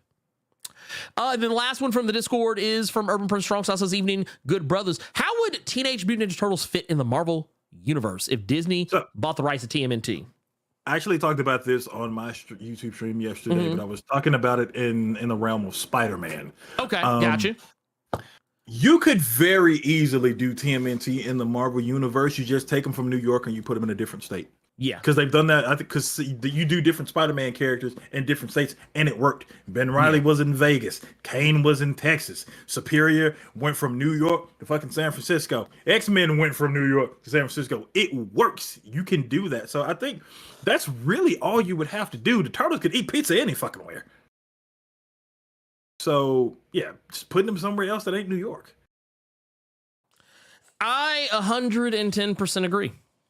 I think that would be perfectly fine. I personally believe that if you're going to do it, it doesn't have to be New York. I would like it better if it was New York. But the thing is, if you consider the fact that Daredevil and Teenage Mutant Ninja Turtles walk in the same circles, you know, at least from a comic Easter egg standpoint, I feel like you could fold the Ninja Turtles right into Marvel Comics canon and not even have to try that hard. Because if you really think about it, the Hand and the Foot Clan are practically the same thing from a trope standpoint. And the same accident that created, and once again, this isn't technically canon, but one of the inside jokes about both Daredevil and Teenage Mutant Ninja Turtles that actually has been addressed in both Daredevil and Ninja Turtle comics throughout the years is that the same accident that created Daredevil is the same accident that created the Ninja Turtles. So honestly, I feel like if you really want to just introduce them to the Marvel universe, introduce them through Daredevil. You just put an idea in my head, and that would be fucking sick. What's that? Think about like a Last Ronin where I almost spoiled who it was. Where you got the turtles fighting the Hand. Dude, that would be lit. That would be off the chain. Bruh. And then the Hand started bringing back dead Ninja Turtles villains. Oh, bruh. Like, okay. Oh my God, you did a good one. You did a good one. Casey Jones and the Turtles just squaring up with Lady Bullseye and shit. Bro, that'd be fine. Dude, I would read it. I'm ashamed that it has not been made yet. And then we'll start getting to some questions from the chat. I'm gonna try and read as many as I can, but we are a little over time, which I expected because it's a 200 episode. But yeah, I'm starting to get hungry, and when I get hungry, I get hangry. So yeah. We got one here. Let's answer this first. This is actually one from LJ Mac 03, one of our OGs, with the 2000 party over, oops, out of time. Dun, dun, dun, dun, dun. The super chat says, thanks for all your hard work and dedication. Been watching since the beginning. Blessings to you both. Yes, that's actually true. LJ Mack is I'm not gonna lie. LJ Mack was here when it was like when I was still trying to figure out what the fuck I was doing. And I remember, I do remember, like, people always say, oh yeah, like, you see people's names in chat. You always have people, oh, I know who that is. And they don't really know. They're just pretending. No, like a lot of y'all, when I see y'all's names in the chat, like there are people whose names I see in the chat, names I see in the comments. I know how long you've been watching. Yeah. Like that's why I'm like, man, I was like, that's one of the OGs right there. Like I remember the names, and LJ Mack's name came up all the time. Across the entirety of the time I've been doing this. So yeah, no, that's love right there. I appreciate it. Y'all have no idea. But let's see here. We've got let's see. I'm going through. Here's one from Bill. Says, is Marvel taking a monkey's paw by using in-house X-Men logo designs and not Tom Muller post Destiny of X to get more comics sold? My hot take, they haven't because of that. Here's the thing. The X-Men, man. Okay, here's the deal. I feel like the iconic X-Men logo that we all knew growing up, I feel like that's the logo. That is the only logo. That is the logo people knew. Like I've said this before, if Marvel came to me and said, hey, Blerd, we want you to write an X-Men comic, like just straight up X-Men, they'd be like, hey, we want you to use the X inside the little circle. No, I'd be like, no, I'm not using that. I was like, you can put it in the upper left-hand corner of the book with the number, but I want the classic X-Men logo on my comic. Please, thank you. Because that's the logo that people instantaneously see and go, X-Men. Not just because it says X-Men, because that is X-Men. That's X-Men right there. You can't. It's a. Where earlier I was talking about, like, it's the thing you can hear. Like when you talk about like things that are just static little visual things, but like you can hear it. It's like this. Previously on X-Men. That logo. That logo. Tell me you didn't, even without it saying previously on X-Men, you heard that shit. Even if you couldn't hear it, you heard it. Let's see here. But I do think, that probably is, that is probably the reason. Let's see.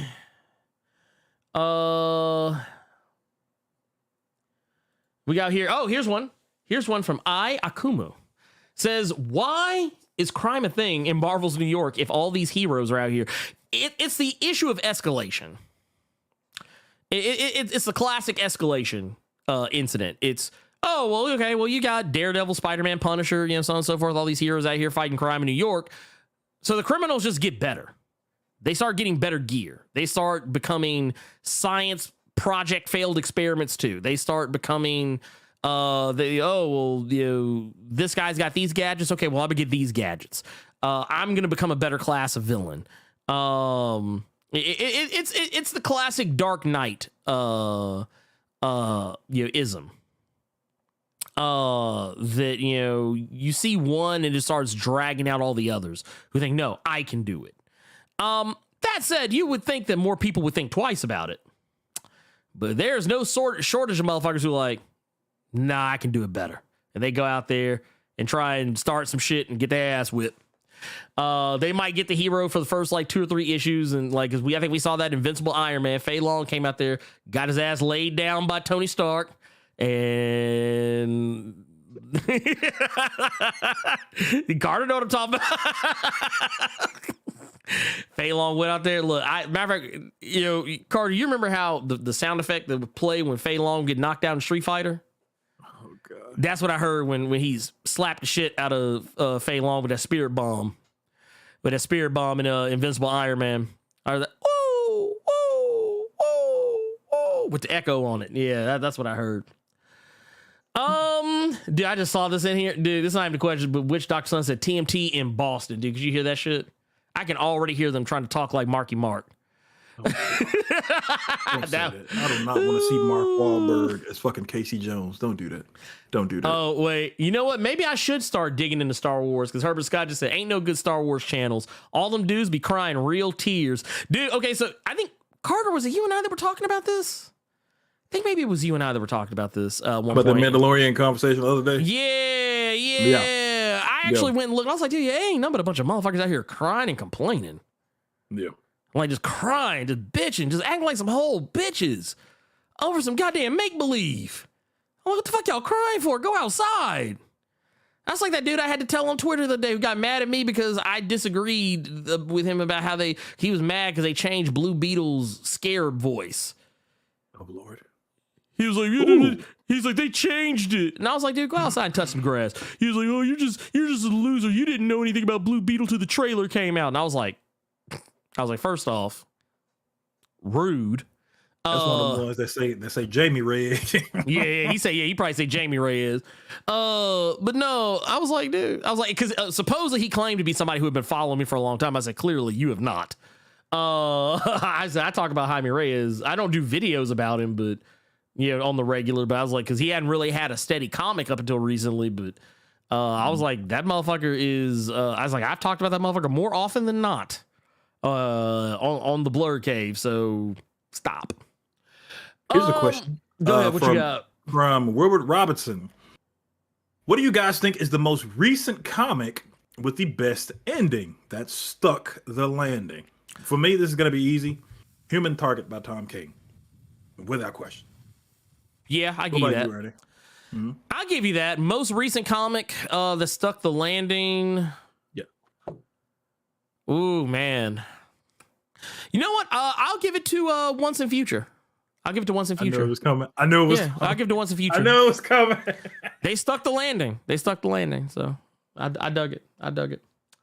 Ooh. And can I ask you a question? Because Anansi just said something that I was actually going to ask you and Frankie, but I didn't know if Frankie read it. Oh, go ahead. Yeah. So Nancy is saying, don't forget to read Saga. Here's my question. The newest issue of Saga came out this week, Ernie. Are you getting to a point where you just kind of are mellowing out on Saga?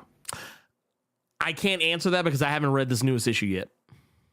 But I think I know where you're going. Going because it does kind of feel like the story is starting to drag, which I'm going to say why I think that's the case.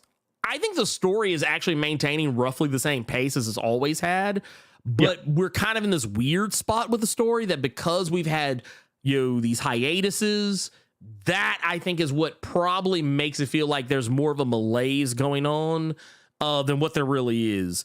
I think if the series would have just carried on, like okay, the most recent hiatus, if you took that out of the equation, I don't think anyone would be noticing, because I do feel like the story is ramping up.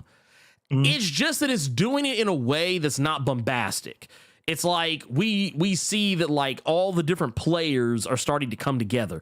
All of the different factions are like making little moves here and there. But at the same time, we literally just had a hiatus that kind of seems like it was, I don't want to say it was an unnecessary one, but it's like, man, we just came back from a hiatus and y'all are already back on hiatus again. And now we're in this kind of weird part of the story where it's more talking heads than it is anything else. And I think that might be why it feels that way, if that helps. Because I kind of, it's something similar I've talked about with Philadelphia recently. Like right now, Philadelphia's been doing the same where they just focus on one character and then something really bad happens to that character. Mm-hmm. And it's like, okay, well, this is just okay. Well, every issue now. And while I don't particularly care for that narrative device, I get why it's being done. Right. But because it's getting really close to the end, I don't want this to be the way that it goes. But I just go with it because I'm like, it's still a good read. If that makes any sense. Here's this. The other says, has anyone seen the trailers for Boogeyman coming out? I think next month or the month after. Yes, I have. Yeah, I think I've seen that. I was like, I'm not gonna lie. There's been so many trailers and so many things coming out because I think we still haven't gotten Evil Dead Rise yet. Boogeyman's supposed to be coming out, and then that other movie that looks like a bunch of black foolishness that I am totally here for. The Blackening. I actually really want to see The Blackening, but I kind of hope that there are no white people in the audience because I know they're gonna be laughing too hard. And I'm gonna have to throw a hot dog at them. Oh, Becky, you hear these guys? Hey, Caucasian. Hey, you laughing too hard. Like, what was it when they did the joke about who is the blackest, who we think is the blackest among us, and they're like, oh man, you use the N-word all the time, and then the girls, she just threw it out there like in response to being accused of that. I saw a white dude up front chuckling too fucking hard.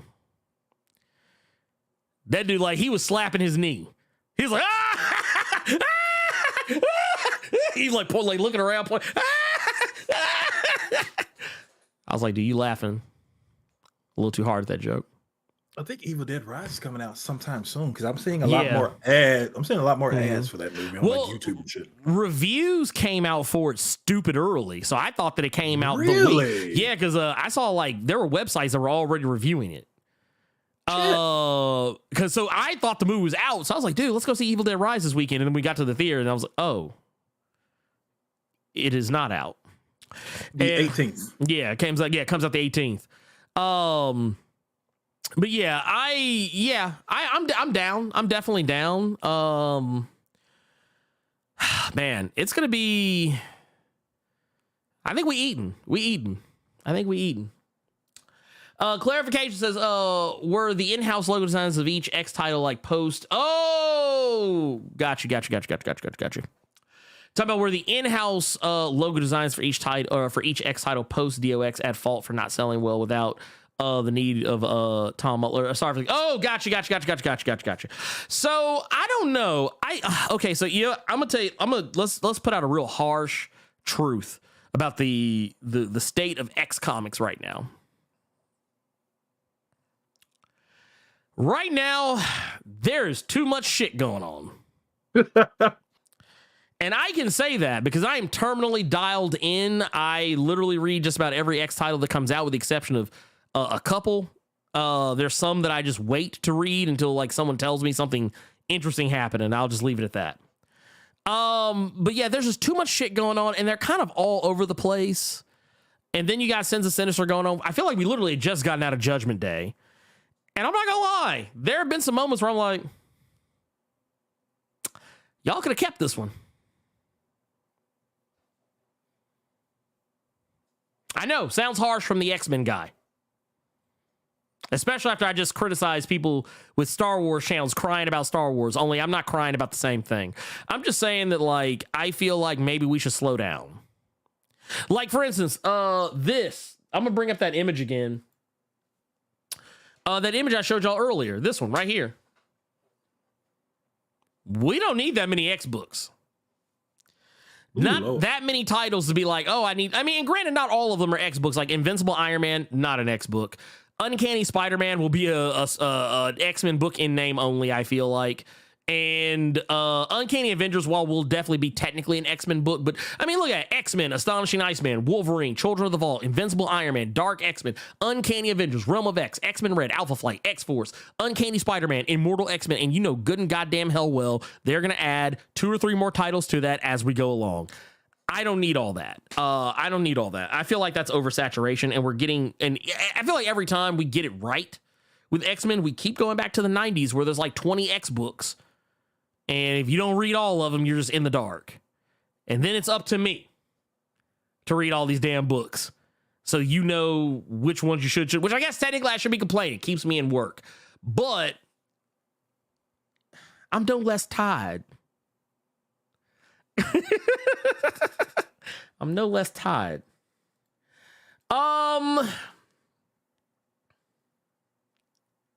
Here, she says, why does Rasputin have a soul sword? That's not a mutant power. You're right. It's not a mutant power. They don't really ever actually explain why she has it, but I assume that she did something to get it. That's all I can say. That's all I can say.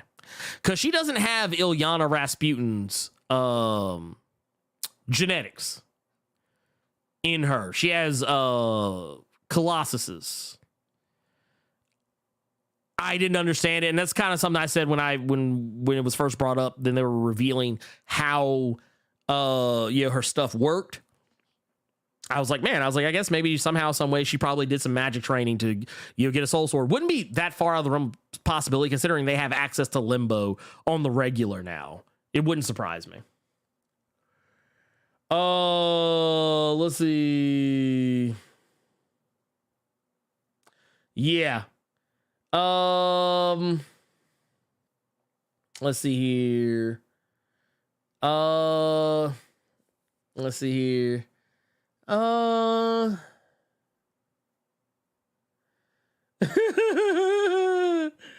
Let's see here. Why are they making the Evil Dead movie scary? It's supposed to be campy and not scary. Okay, so technically, the original Evil Dead was meant to be scary. It just happened that it came out campy. It was so dumb that they just started leaning into the silliness in the second one. But apparently, from what I have heard from reviews, it actually rides the line of scary and camp. I like the remake, so yeah, I like the remake give too. Me more to scary. Yeah. I'm sorry. I actually like the remake a lot. I remember I was one of the few I feel like Evil Dead Remake is one of those movies that's become more safe to defend with the passage of time, because when that movie first came out, I saw no shortage of people shitting on it.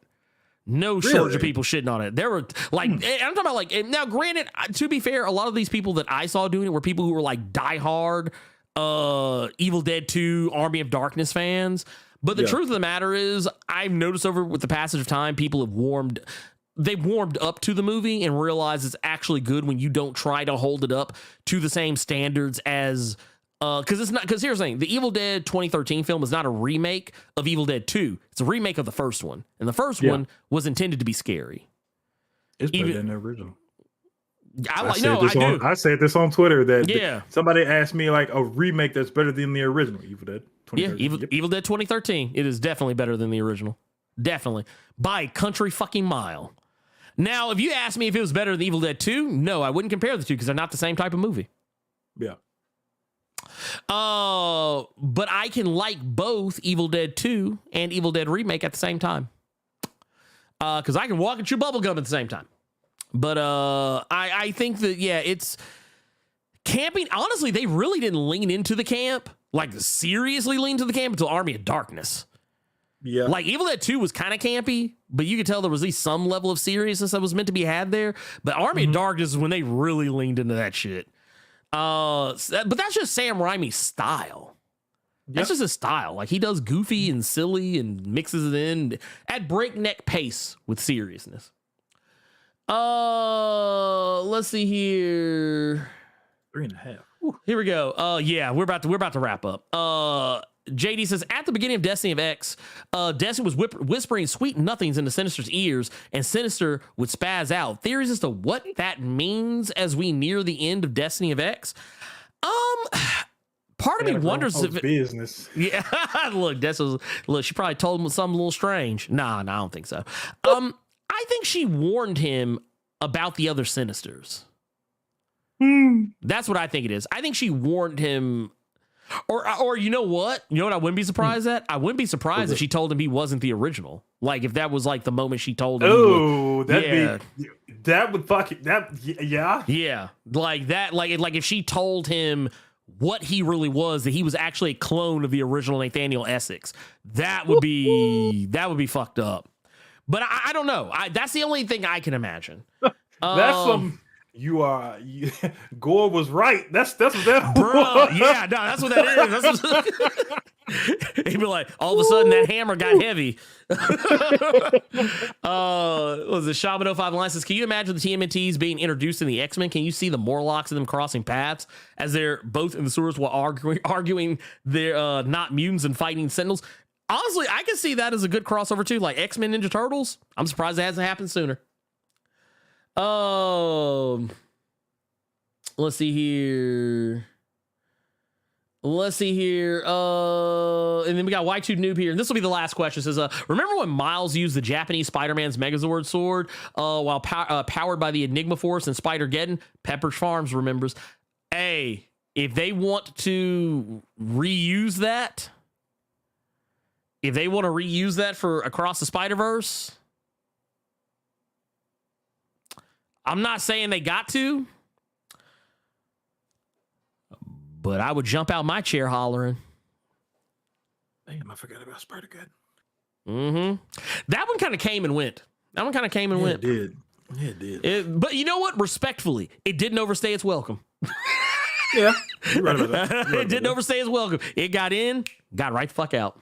There you go, y'all. That is the 200th episode right there. We gave you an extra large size Blerd Cave today to celebrate 200 episodes, almost at 200 years. Lord, it feels like it. But in a Frankie good way. really fucked you up when she said that, didn't it? Bro. Yeah. But by the way, I do want to make sure we reiterate. I want to make sure we reiterate here because, once again, I'm going to have links in the description after this, after we go off the air here for you to go check out Frankie. Go check her out on IG. Check her out on TikTok. Check her out on YouTube, Twitter, everywhere. I believe it's Fantastic Frankey everywhere except Twitter. If I'm remembering correctly. I think it's Fanboy Fighter. I think it's Fanboy Fighter on Twitter, if I'm remembering correctly. Yep. Fanboy Fighter on Twitter, on the Twitters. I was laughing at I think one of her newer IG videos talking about that Barbie trailer, but it's just a shot of feet talking about Quentin Tarantino losing his mind. Oh yeah, dude, that show was so hilarious. Oh my god. Also, I just love the fact that Shang-Chi, Simu Liu, is in that movie and just acting a goddamn fool. So I told you that Bishop, Katie, and I were in Venice. So seeing Venice just gone and just CG'd up, technology is wild. Yeah, nah, dude. Because I remember, I remember you were telling me about it, and also I actually saw some set photos from when they're filming. So seeing some of those same scenes and seeing them in the trailer and realizing where they were and what they took out, yeah, CG a motherfucker. Oh. CG a motherfucker, because you was there. I was there. And then, I'm gonna tell you, I was slick pissed because some of those stock photos and shit you saw were shit that I posted on Twitter that I took, but we ain't gonna talk about it. But yeah, just being there and like all the people that were there that wouldn't fuck off like the directors wanted them to, just seeing all them people just gone and it's just Barbie-fied. Technology is wild. I see where everybody's terrified of this fucking AI stuff. Good Lord. And then then they fucked up. Let me know that was it Dua Lipa? Yeah. She in this motherfucker? Issa Rae in this motherfucker? Like, Lord. That one was shocked to me. I was not expecting to see that at all. And she President Barbie. Mm-hmm. I was like, Lord, y'all need to quit. President Barbie, and she black. Love it. Love to see it. That said, I want to say thank you all so much for we're celebrating 200 episodes here. Thank you all so much for the support, the love, everything that you guys have done to help help this show be what it is today. Like I said, I can go back and remember that when it was just a thing I did just because I didn't know what the hell I was doing, and I just honestly was kind of winging it, and then I kind of found my footing eventually, and y'all stuck with me on it through all the craziness, all the chicanery, all the changes. We got Carter in here, and Carter's been here ever since. And 146 episodes. 146, man. That is not chump change. And yeah, I mean, it's great. It's humbling actually too that so many people enjoy that this is it's humbling that this is the favorite part, that this is a lot of people's favorite part of their Saturday. So to be able to provide that to people, and people just be so appreciative is just, it's overwhelming. It not in a bad way. It's like, oh my God. I still can't believe we're here 200 episodes later. So, yeah, I can't help but say thanks, give praise to all of y'all. And yeah, we're well on our way. We're at 80,000 subs here on YouTube. We're moving, we're chugging along. I want to hit, I still, like I said, the goal is 100K. I haven't been talking about it quite as much because I know I'm getting on a lot of folks' nerves with it, but I feel like if I don't get on people's nerves with it, they won't do it. So, but yeah, I'll share, just keep doing what y'all are doing out there, man. Like liking the videos, subscribing, sharing, all that good stuff, telling your friends about it. And,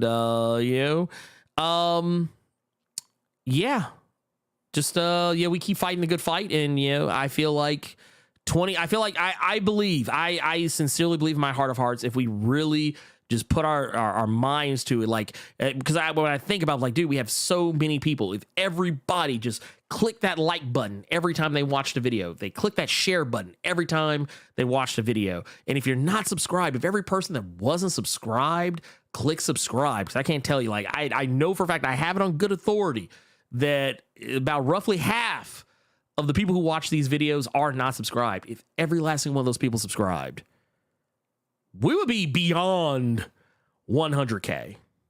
Then you could probably get that $19.99 out of me. Oh, y'all I ain't heard saying it. You heard it. You would. Well, you heard it. You heard him say it. Y'all, this is what we're fighting for, y'all. Oh my God. I'm not bullshit. This is what y'all heard him say it. You heard him say, he said, maybe y'all could get that $19.99 out of him. I'm telling y'all right now. I'm telling you today, if you are not subscribed, please subscribe. If you have never liked a video, click that like button. And if you have never shared a video in your life, start sharing all the videos. That is what will help this channel reach the highest echelon of comic book channels in existence. I'm promising you this. Not just because I want to get Carter to sing the 1999 jingle. That is a part of it too. But also because I know that Earth's mightiest are the strongest fighting force out there in the world today. Past, present, future. We're like Bret the Hitman Hart out here. We're the best there was, the best there is, the best there was, and we're the best there ever fucking will be. And I believe that we can do this year. I believe, and I want y'all to believe too. We're going to get there. So with that said, for Carter Presents, I'm the Blerd Without Fear. And Hogan, you can go to hell.